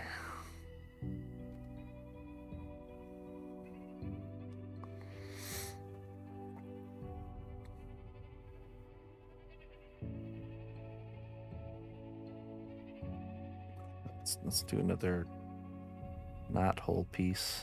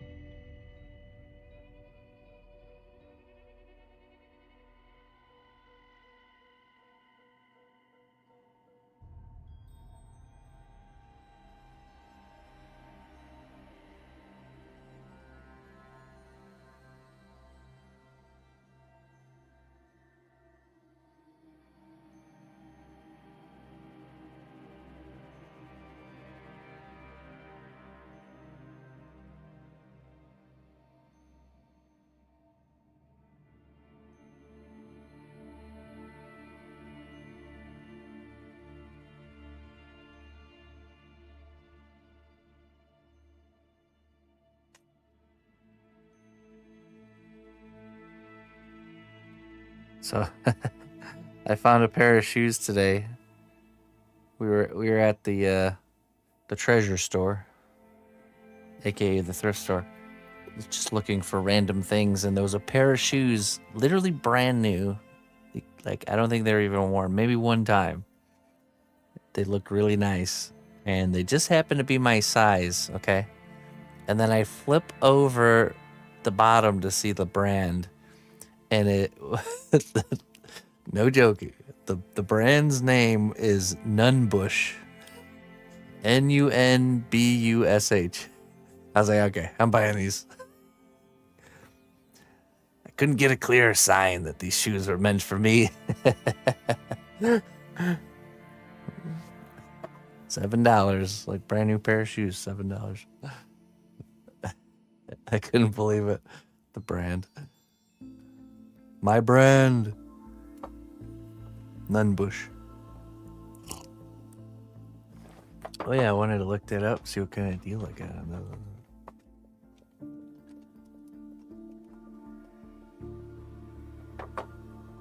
Oh yeah, look at that.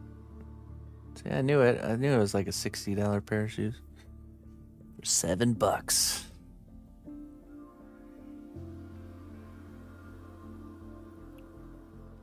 That's what I'm talking about. Modern day treasure hunting.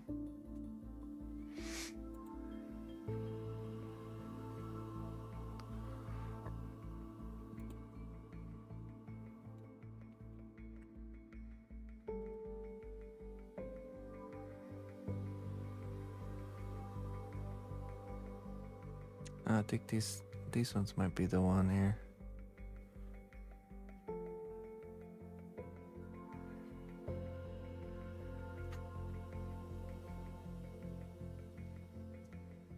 Oh. There we go. Look at this brand new nice shoe right here. Right size. Nunbush. Born in Milwaukee.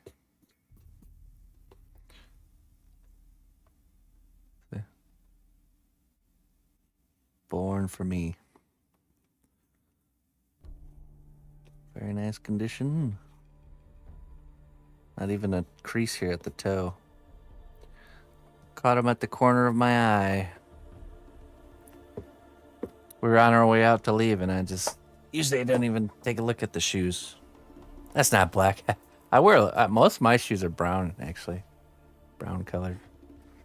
But most of my shoes are boots and like garden shoes, so it's nice to have a pair of, shoes that'll be nicer that I can have just for those random events where you need to not look like you're rolling out of the garden or the workshop.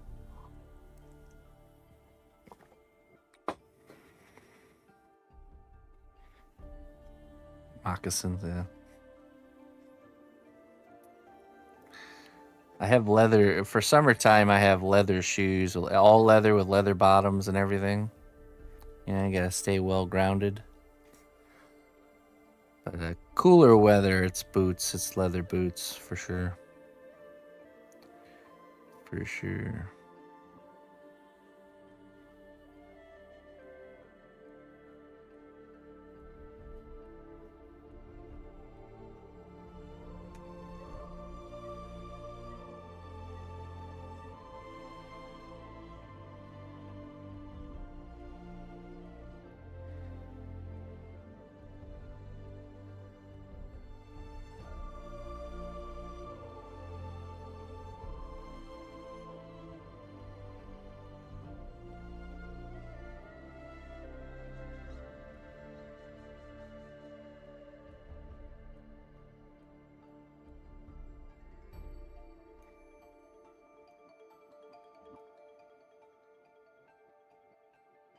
Not much of a sandal wearer. I'm a little bit too. I need armor on my feet because it's like impossible for me to be outside and not like pick up a shovel and do random stuff like that. So I'll be like, oh yeah, you know what? I'm gonna wear some sandals and just not do anything out in the yard when I'm out there. Nope, not gonna happen. End up digging a hole and hurting myself somehow.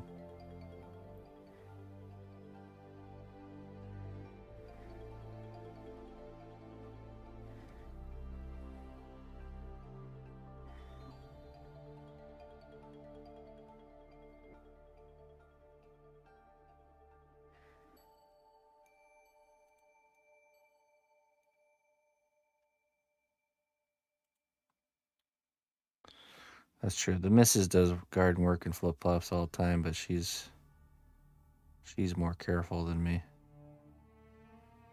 I'm a little more reckless. I need my armor.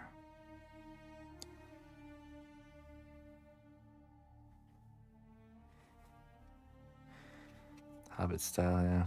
She likes wearing sandals quite a bit. Barefoot or sandals.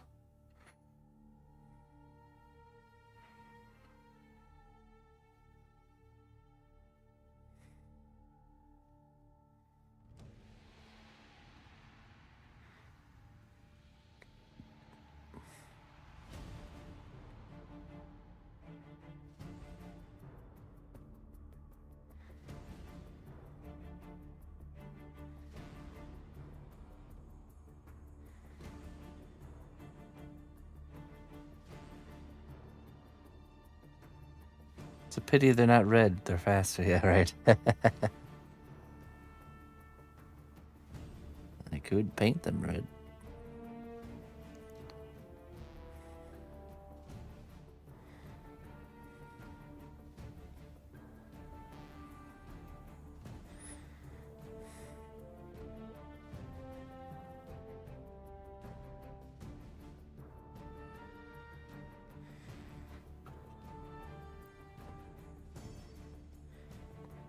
How you doing this evening there, Gastric?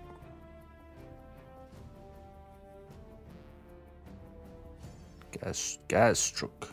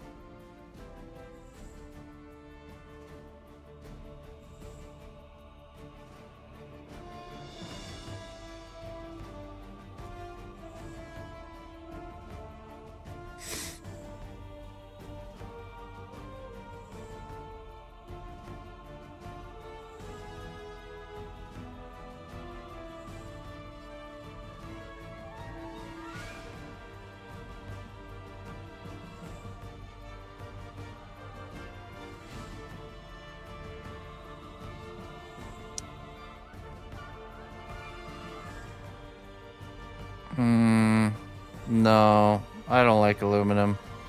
It's too bendy. It bends way too easy. It will give you a hard time. Galvanized steel, just once you move it in place, it doesn't move. No, even without the heat, just at room temperature, aluminum is just extremely flexible. Too much, I think. Some people would like it. Some people like using aluminum, but yeah, it's more expensive. It bends way too easy. I'm one of those, once I have my armature where I want it, I don't want it moving on me. I want it to support, what I'm working on. Yeah, I twist my wire with a drill, but I still use galvanized steel, and I twist that.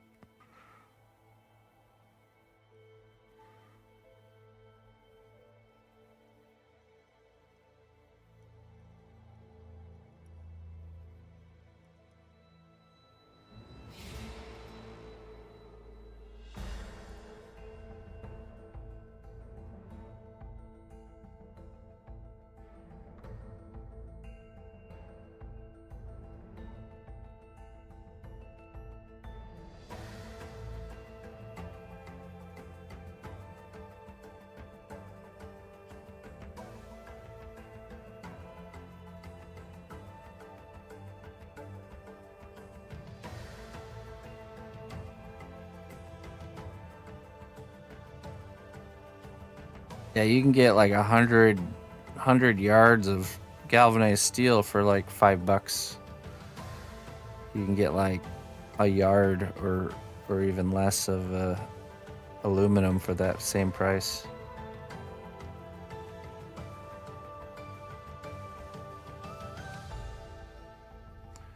Just when you search for it, don't search for armature wire for arts and crafts.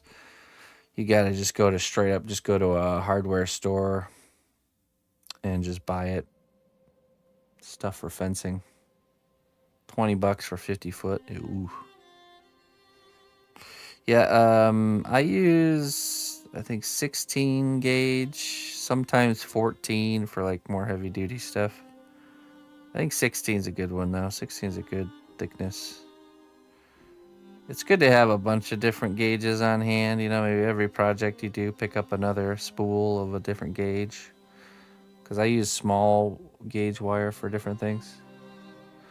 Yeah, right. As soon as something becomes an art supply, quote unquote, it's way more expensive. But if it's just at the hardware store as a building material, it's way cheaper. So.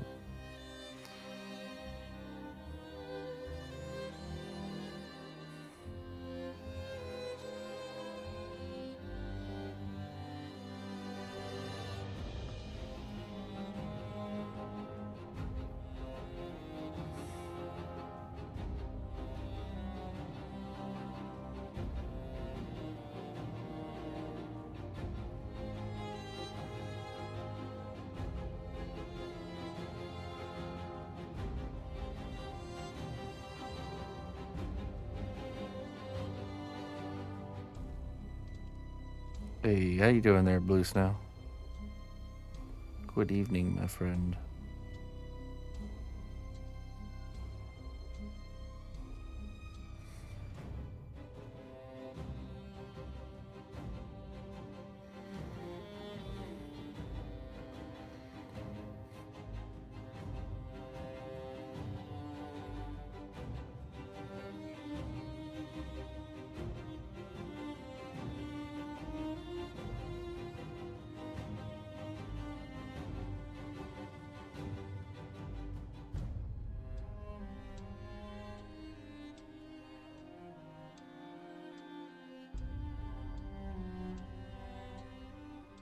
So I have this desk here, the same exact size I have over there. That's my PC setup. Got both the monitors and the PC all kind of piled up over there. So one, it's like a double desk right next to each other. One side is the computer stuff, and the other side is the work desk. Yeah.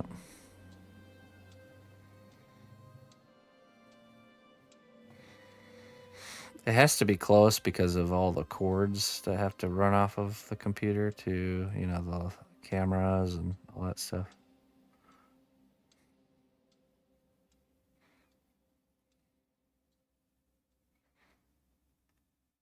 Sculpting pedestal. Again, there's the art supply tax right there.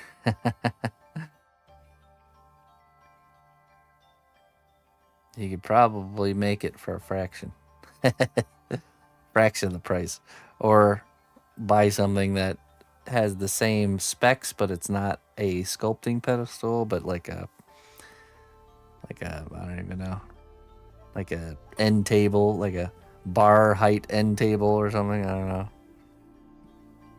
What even is a sculpting pedestal? Just a small table with a lazy Susan on it or something? Let's see. Sculpting pedestal. Oh yeah.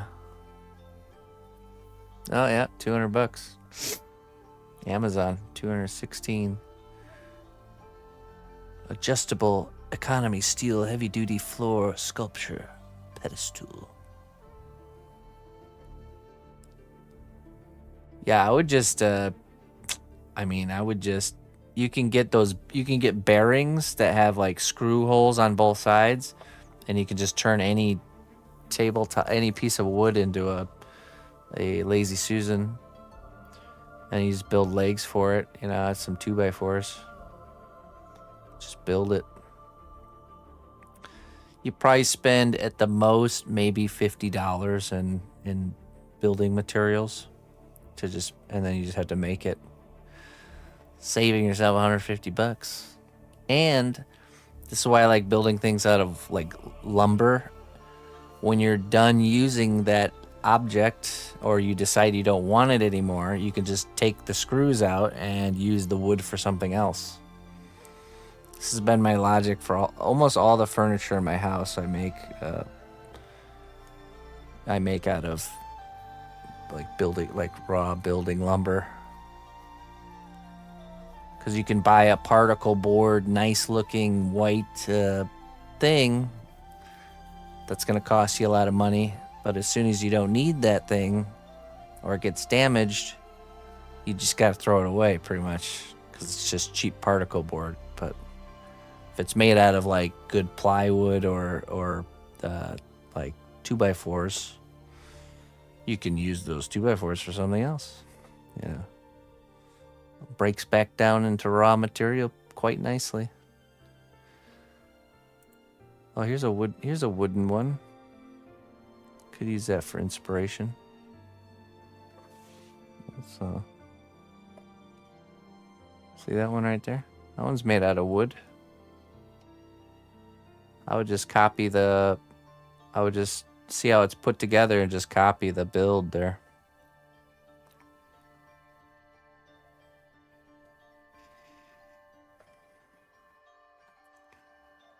Right. I mean, I'm coming from a background of using power tools and building things, you know, all through my younger years till now. But hey, you know, you got to start somewhere. Got to start somewhere. Ally Express probably has one for like 40. Yeah, but you know, you buy the really cheap stuff, you're probably gonna end up having to replace it. It's not gonna go the distance usually. Today we went to buy a 12-quart cooking pot, and there was the $20 option, like $22. Looked nice, you know, felt all right. And then there was a $50 option. I'm like, well, what's the difference here? So I pick up the $50 option. It's like 5 times heavier because it actually has thick stainless steel, like 3 layers on the bottom. It's like, well, odds of me having to replace this $20 one, you know, when you use it all the time, pretty high. I'm gonna probably have to replace it, whereas the $50 one's probably gonna last me a lifetime. So in the long run, if you buy the $20 one and then you have to replace it with another $20 one, you've almost paid for the expensive one already, you know. So that's how a lot of that stuff gets you. Better to just buy the $50 one and never have to buy another one again, or find a high quality one used for cheap. That's the way I go. That's a good idea. I would look for used ones. I'm sure there's lots of people out there that bought a $200 sculpting pedestal thinking they were going to sculpt and then decided they didn't want to.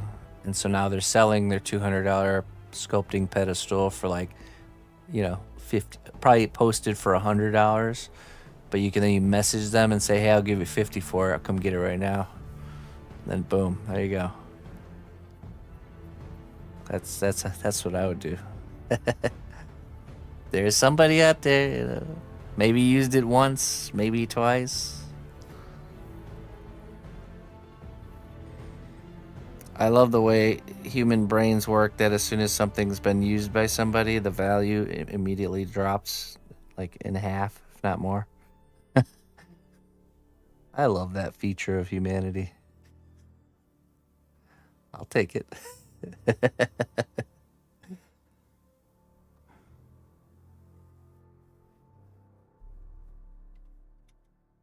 down 10% of the original price. Hey, what's up, Jinx? How you doing?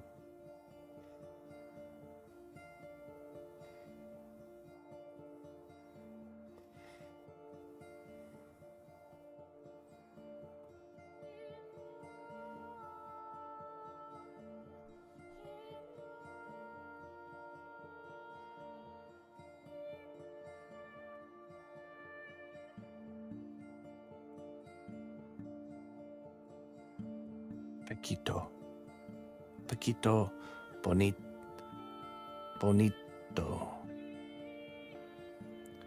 How does scaling work? For example, if I buy a sculpture, how do I know what size to get? If I am buying a sculpture. So how does it work? So scaling is if a sculpture is sculpted in 1/6 scale, that means it's 1/6 the size of the original. So it's, you know, it's 1/6 of the original size. Life size being, you know, 1, you know. Half scale being half the size. Quarter being a quarter, you know.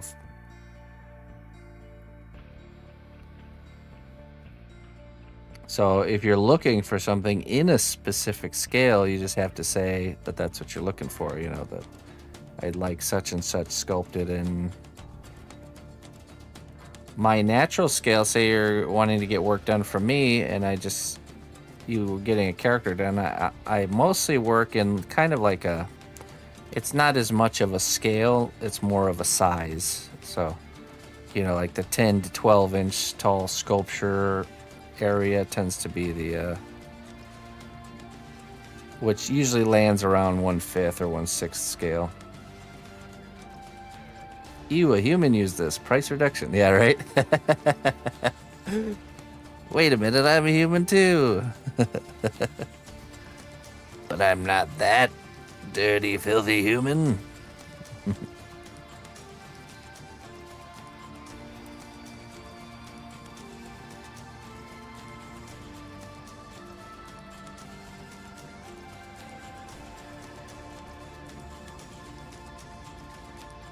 Good old humans. I mean, I have, let's see. Oop.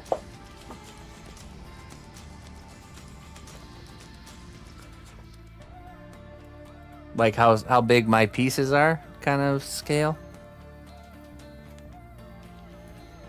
Let's see here. Let me make some room.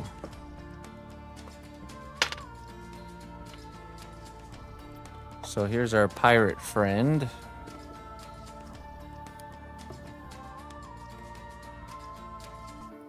He's probably a 1/5 scale character. But then, for example, we have, you know, I have this mimic sculpture right here. Let's see if I can fit this. This is probably life size, actually, because of the size of the mouse character. You know.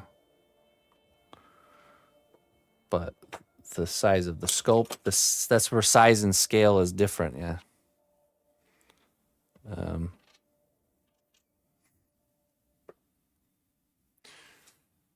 Let me see here. And then I have like sculptures of dragons that are about this size, which are obviously the scale's different because a dragon is much bigger. But ultimately, the sculpture sizes are roughly the same. Like, let's see, let me get the tape measure so you can get some idea. I know it's hard to tell the size of things from the camera.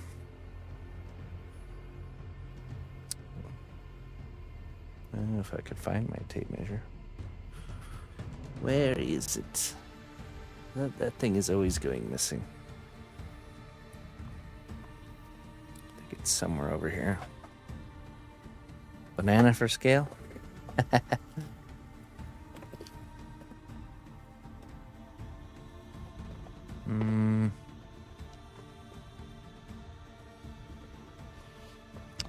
not sure where my tape measure is. I might have to go steal the Mrs. tape measure.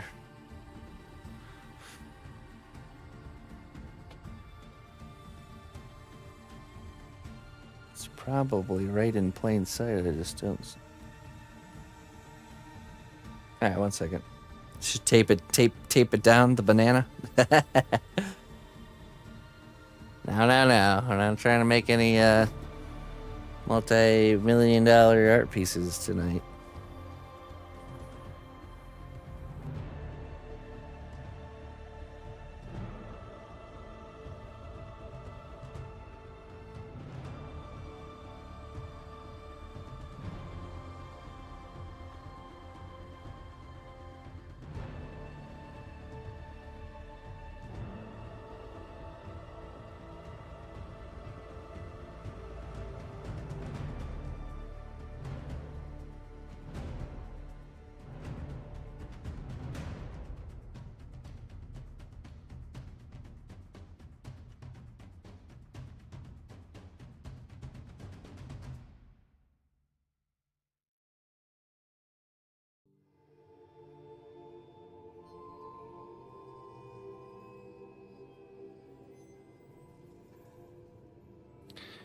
All right.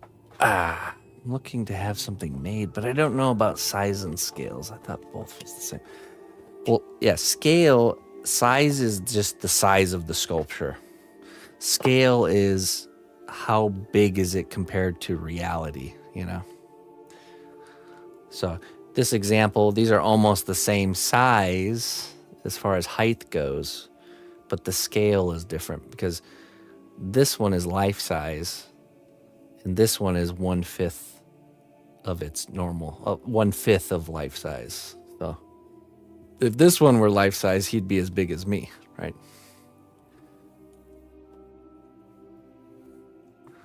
So that's where size is different than scale.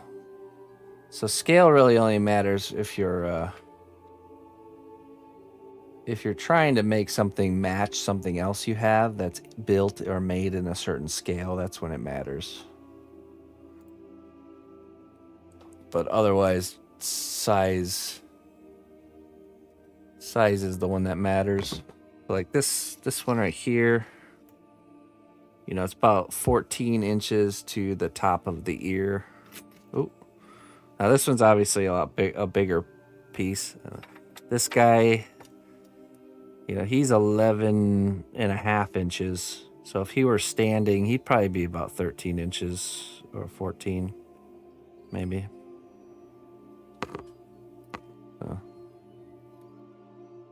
Which is, 12 inches is 30 centimeters, something like that. And I'd say this range is my average.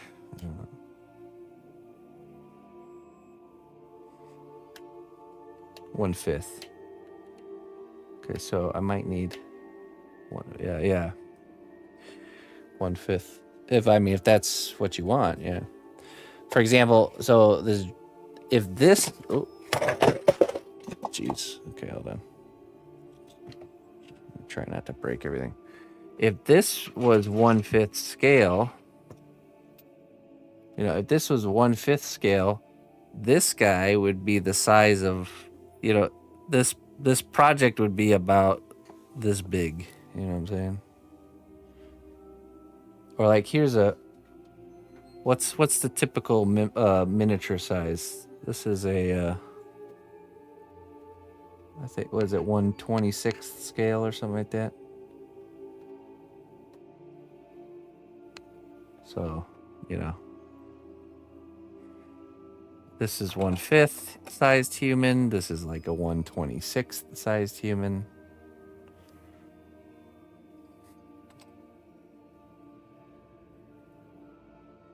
If this was a 1/5 size sculpture, it'd probably be as big as this one. Then these two could be next, 1/28.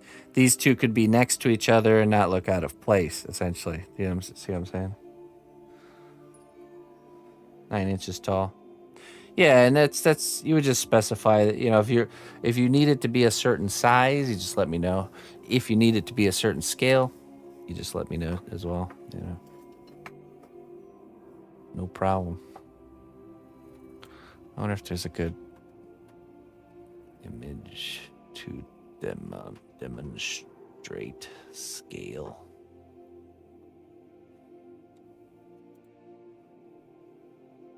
Of course. Size scale.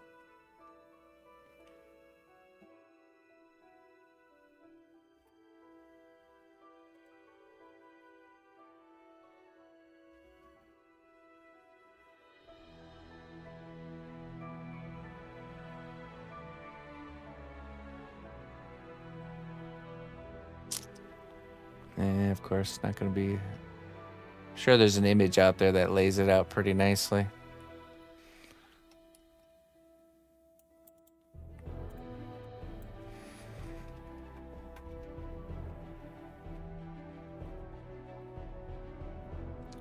Sculpture scale. Nah. I'm sure there's an image out there, but I don't know. Art school grad? No, I'm self-taught. I'm self-taught. Wait, let me see. Oh, you know what? Okay. Let's do 1/6 scale versus full size. Full scale.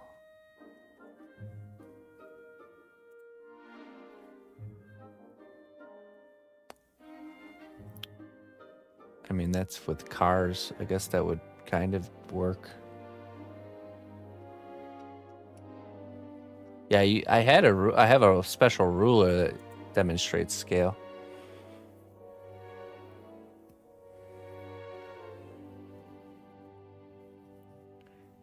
I mean, here's kind of an example.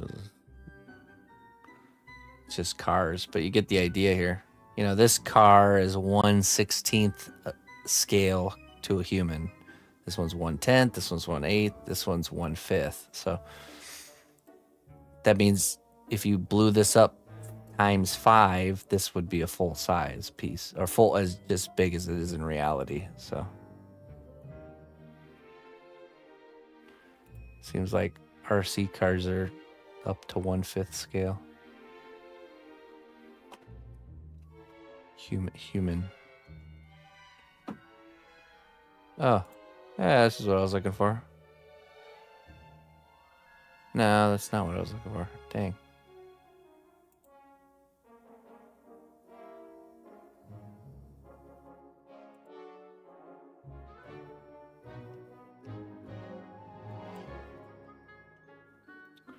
One-sixth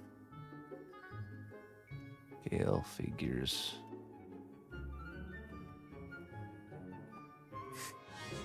Yep. Okay, so let's see. A 1/6 scale human is about 26 centimeters. So I guess I'm a little bit bigger than a 1/6. Yeah, so it should be probably a 1/5. Probably 1/5. That's bigger. 1/5.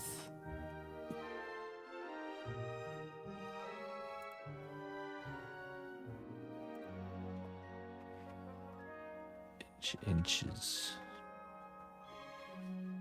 14 to 18 inches tall would be a 1/5 scale.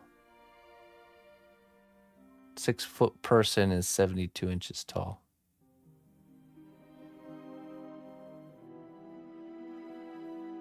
Yeah. Do you only do D&D? No, I do all kinds of stuff. I recently did some work for Warhammer 40K. This is a piece I got commissioned to do by Focus Entertainment. Some Tyranids.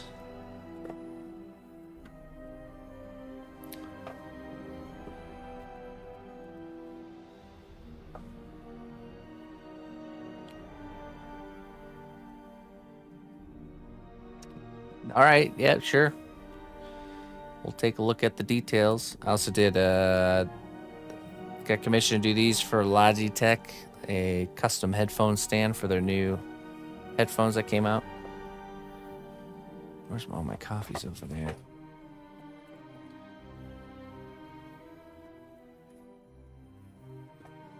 Oh yeah.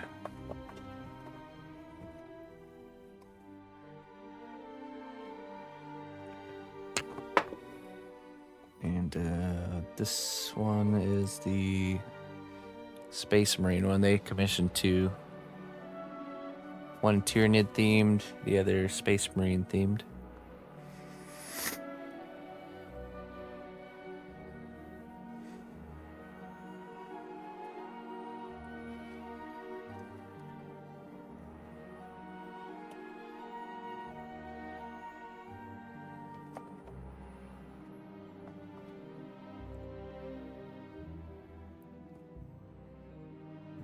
Let's get back to finishing up these floorboards here.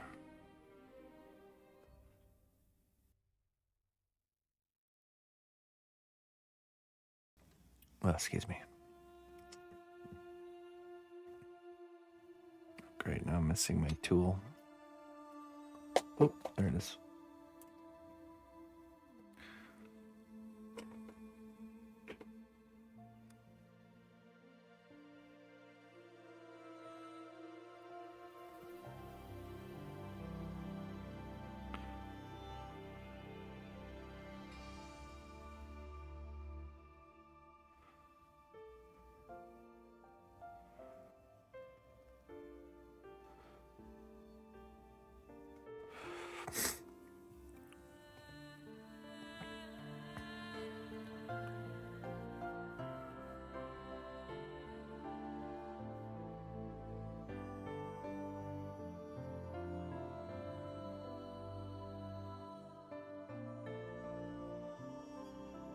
Tubular.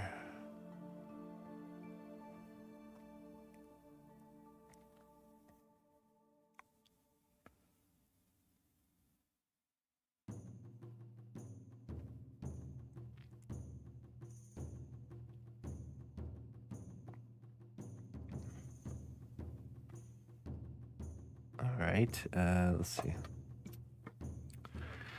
Let's get him into position.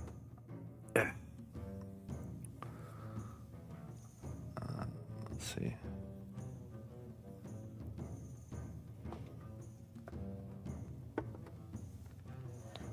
I'm gonna grab some baking soda so we can really squish him down in position a little bit so he doesn't stick. Should be around here somewhere. Where is it?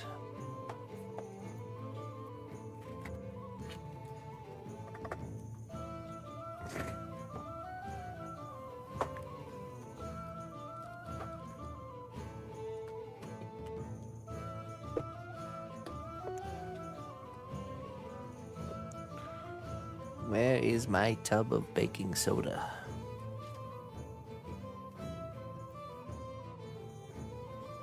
Ah, right there.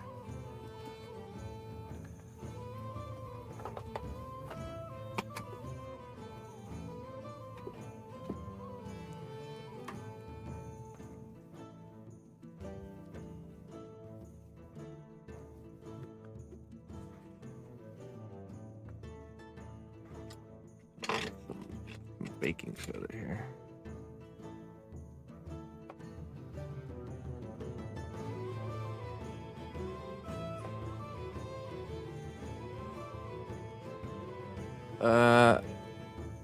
Probably, just as long as there's a barrier. The plastic will probably stick to the clay though, and as you're like peeling it off, it'll like distort the clay. Let's get this bottom part of trim here.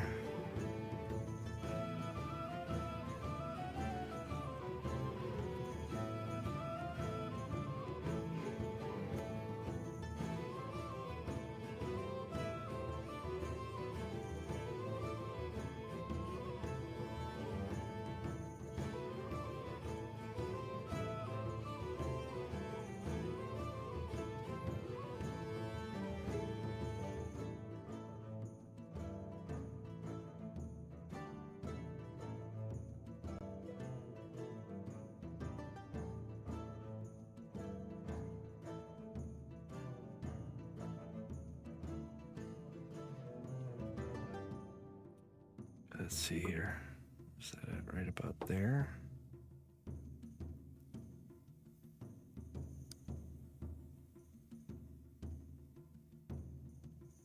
Should be around there somewhere.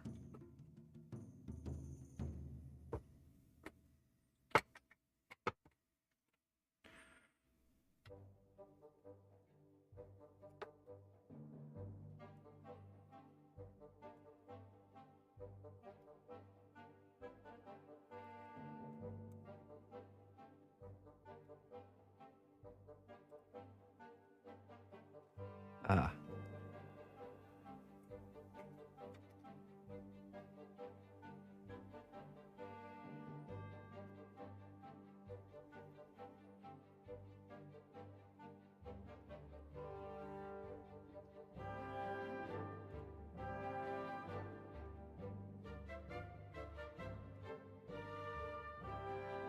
Okay.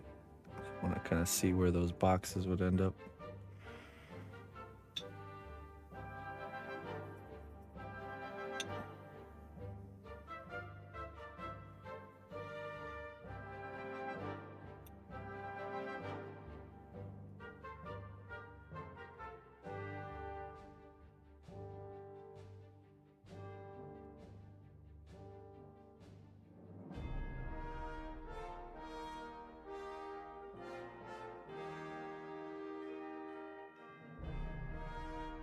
Take a dry brush and just spread it out a little bit.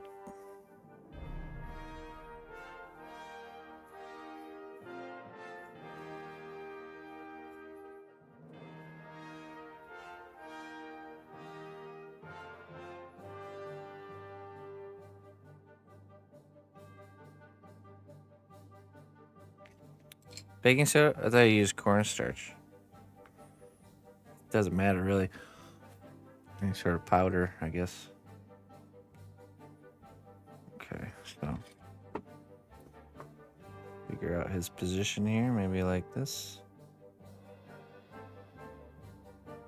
A slight angle.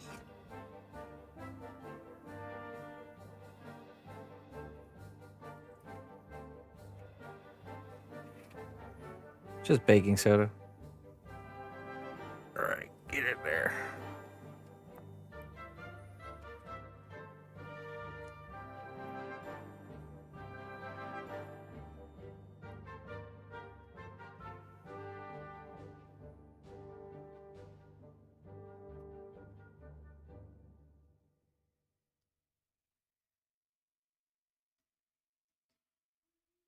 Pretty nice.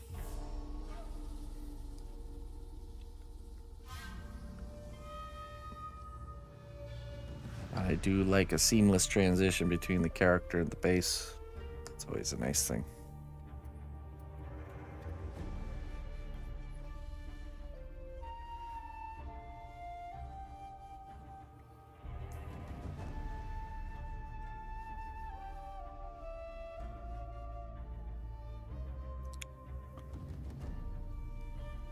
Okay, so now we remove.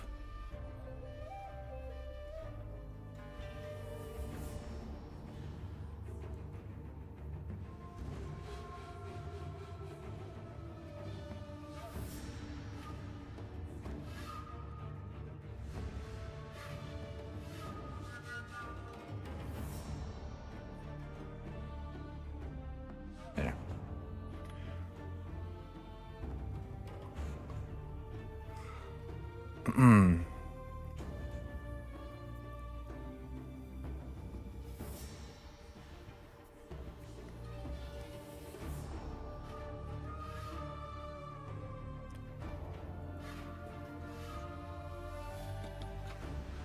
Add a few kind of nails in the wood, so we can get a nice little rusty nail effect later on.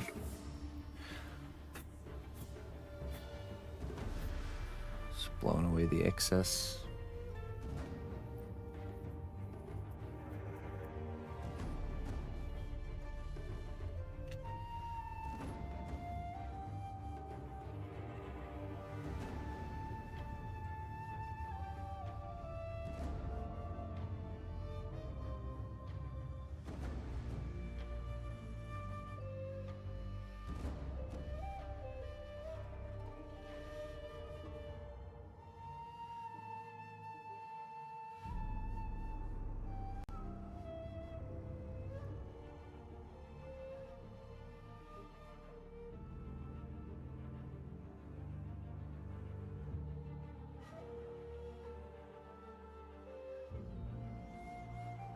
Too big.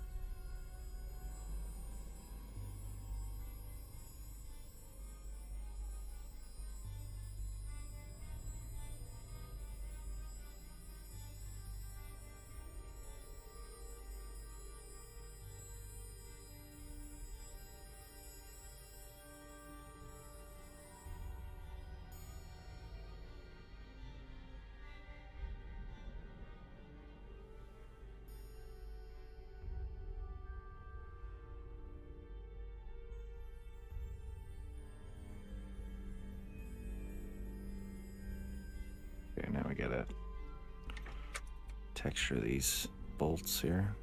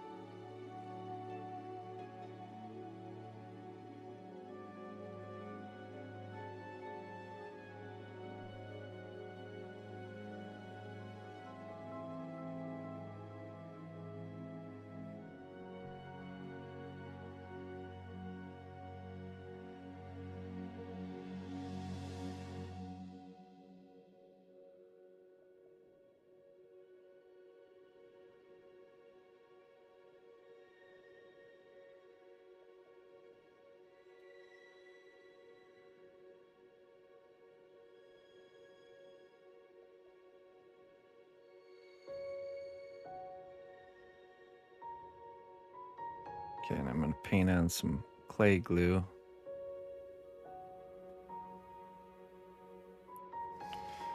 Just in case these don't want to stick permanently because of the baking soda. In hindsight, I do the baking soda at the very end.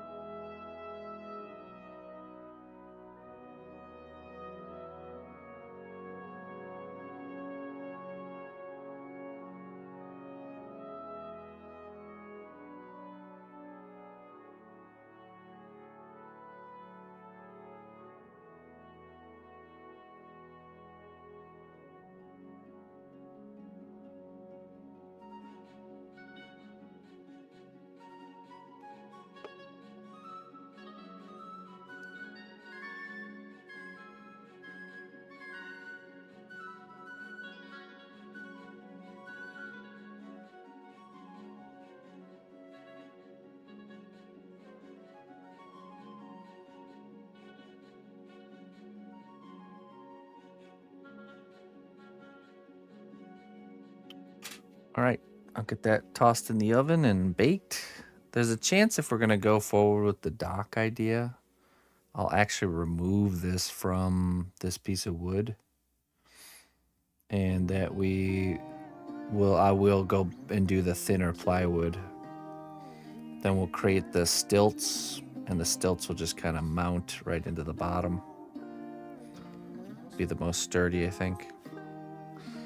Because the thickness here, I think is gonna be too thick, but that's okay. This was the majority of the part here, so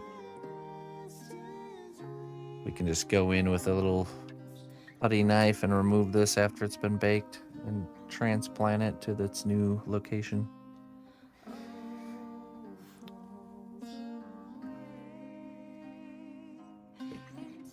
And then I'll go buy some thicker dowel rods to be like these kind of like stilts that the docks are usually on. So thick. Looking a little bit too thick there, Doomfruit. The baking soda, so I stuck the character onto the base here, this guy. And so the baking soda was just to make it so it didn't stick, so I could push it down and like form fit it to this without it becoming permanent. So Captain Saber-tooth.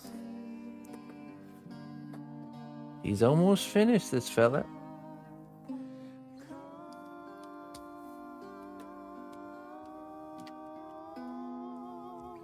All right. Ladies and gentlemen. Oh, hey. I didn't see Sunny gifted a sub. What the heck? Sorry the pop-up didn't work. I didn't notice that till now. Thank you so much, Sunny, if you're still hanging around. I appreciate that. Thank you very kindly. Okay, folks. Time for me to get out of here and get some rest. Have a good night, Sapphire. Appreciate it. I'll be back on tomorrow is Friday, and we'll be working on the Minotaur. This guy right there. He's getting pretty close too. He's got boy, this fella right here. We gotta just finish that strap that's going across, the leather straps, and he'll probably go back in the oven then. And then we just gotta do the hair, really. Perfect song to end on, yeah, right? Alright, let's find someone to raid. And I'm gonna get out of here. 1/16th scale. Yeah. Let's see here. Let's see. Who do we raid tonight, folks? Ladies and gentlemen. Yeah, I'll be back on tomorrow morning, 8 a.m. We'll be working on the Minotaur. And tune in this Sunday for the very first How to Sculpt a Robot class. Even if you just want to watch, we'll be doing that. And if you'd like to join in, you can join in. Learn how to sculpt robots with me.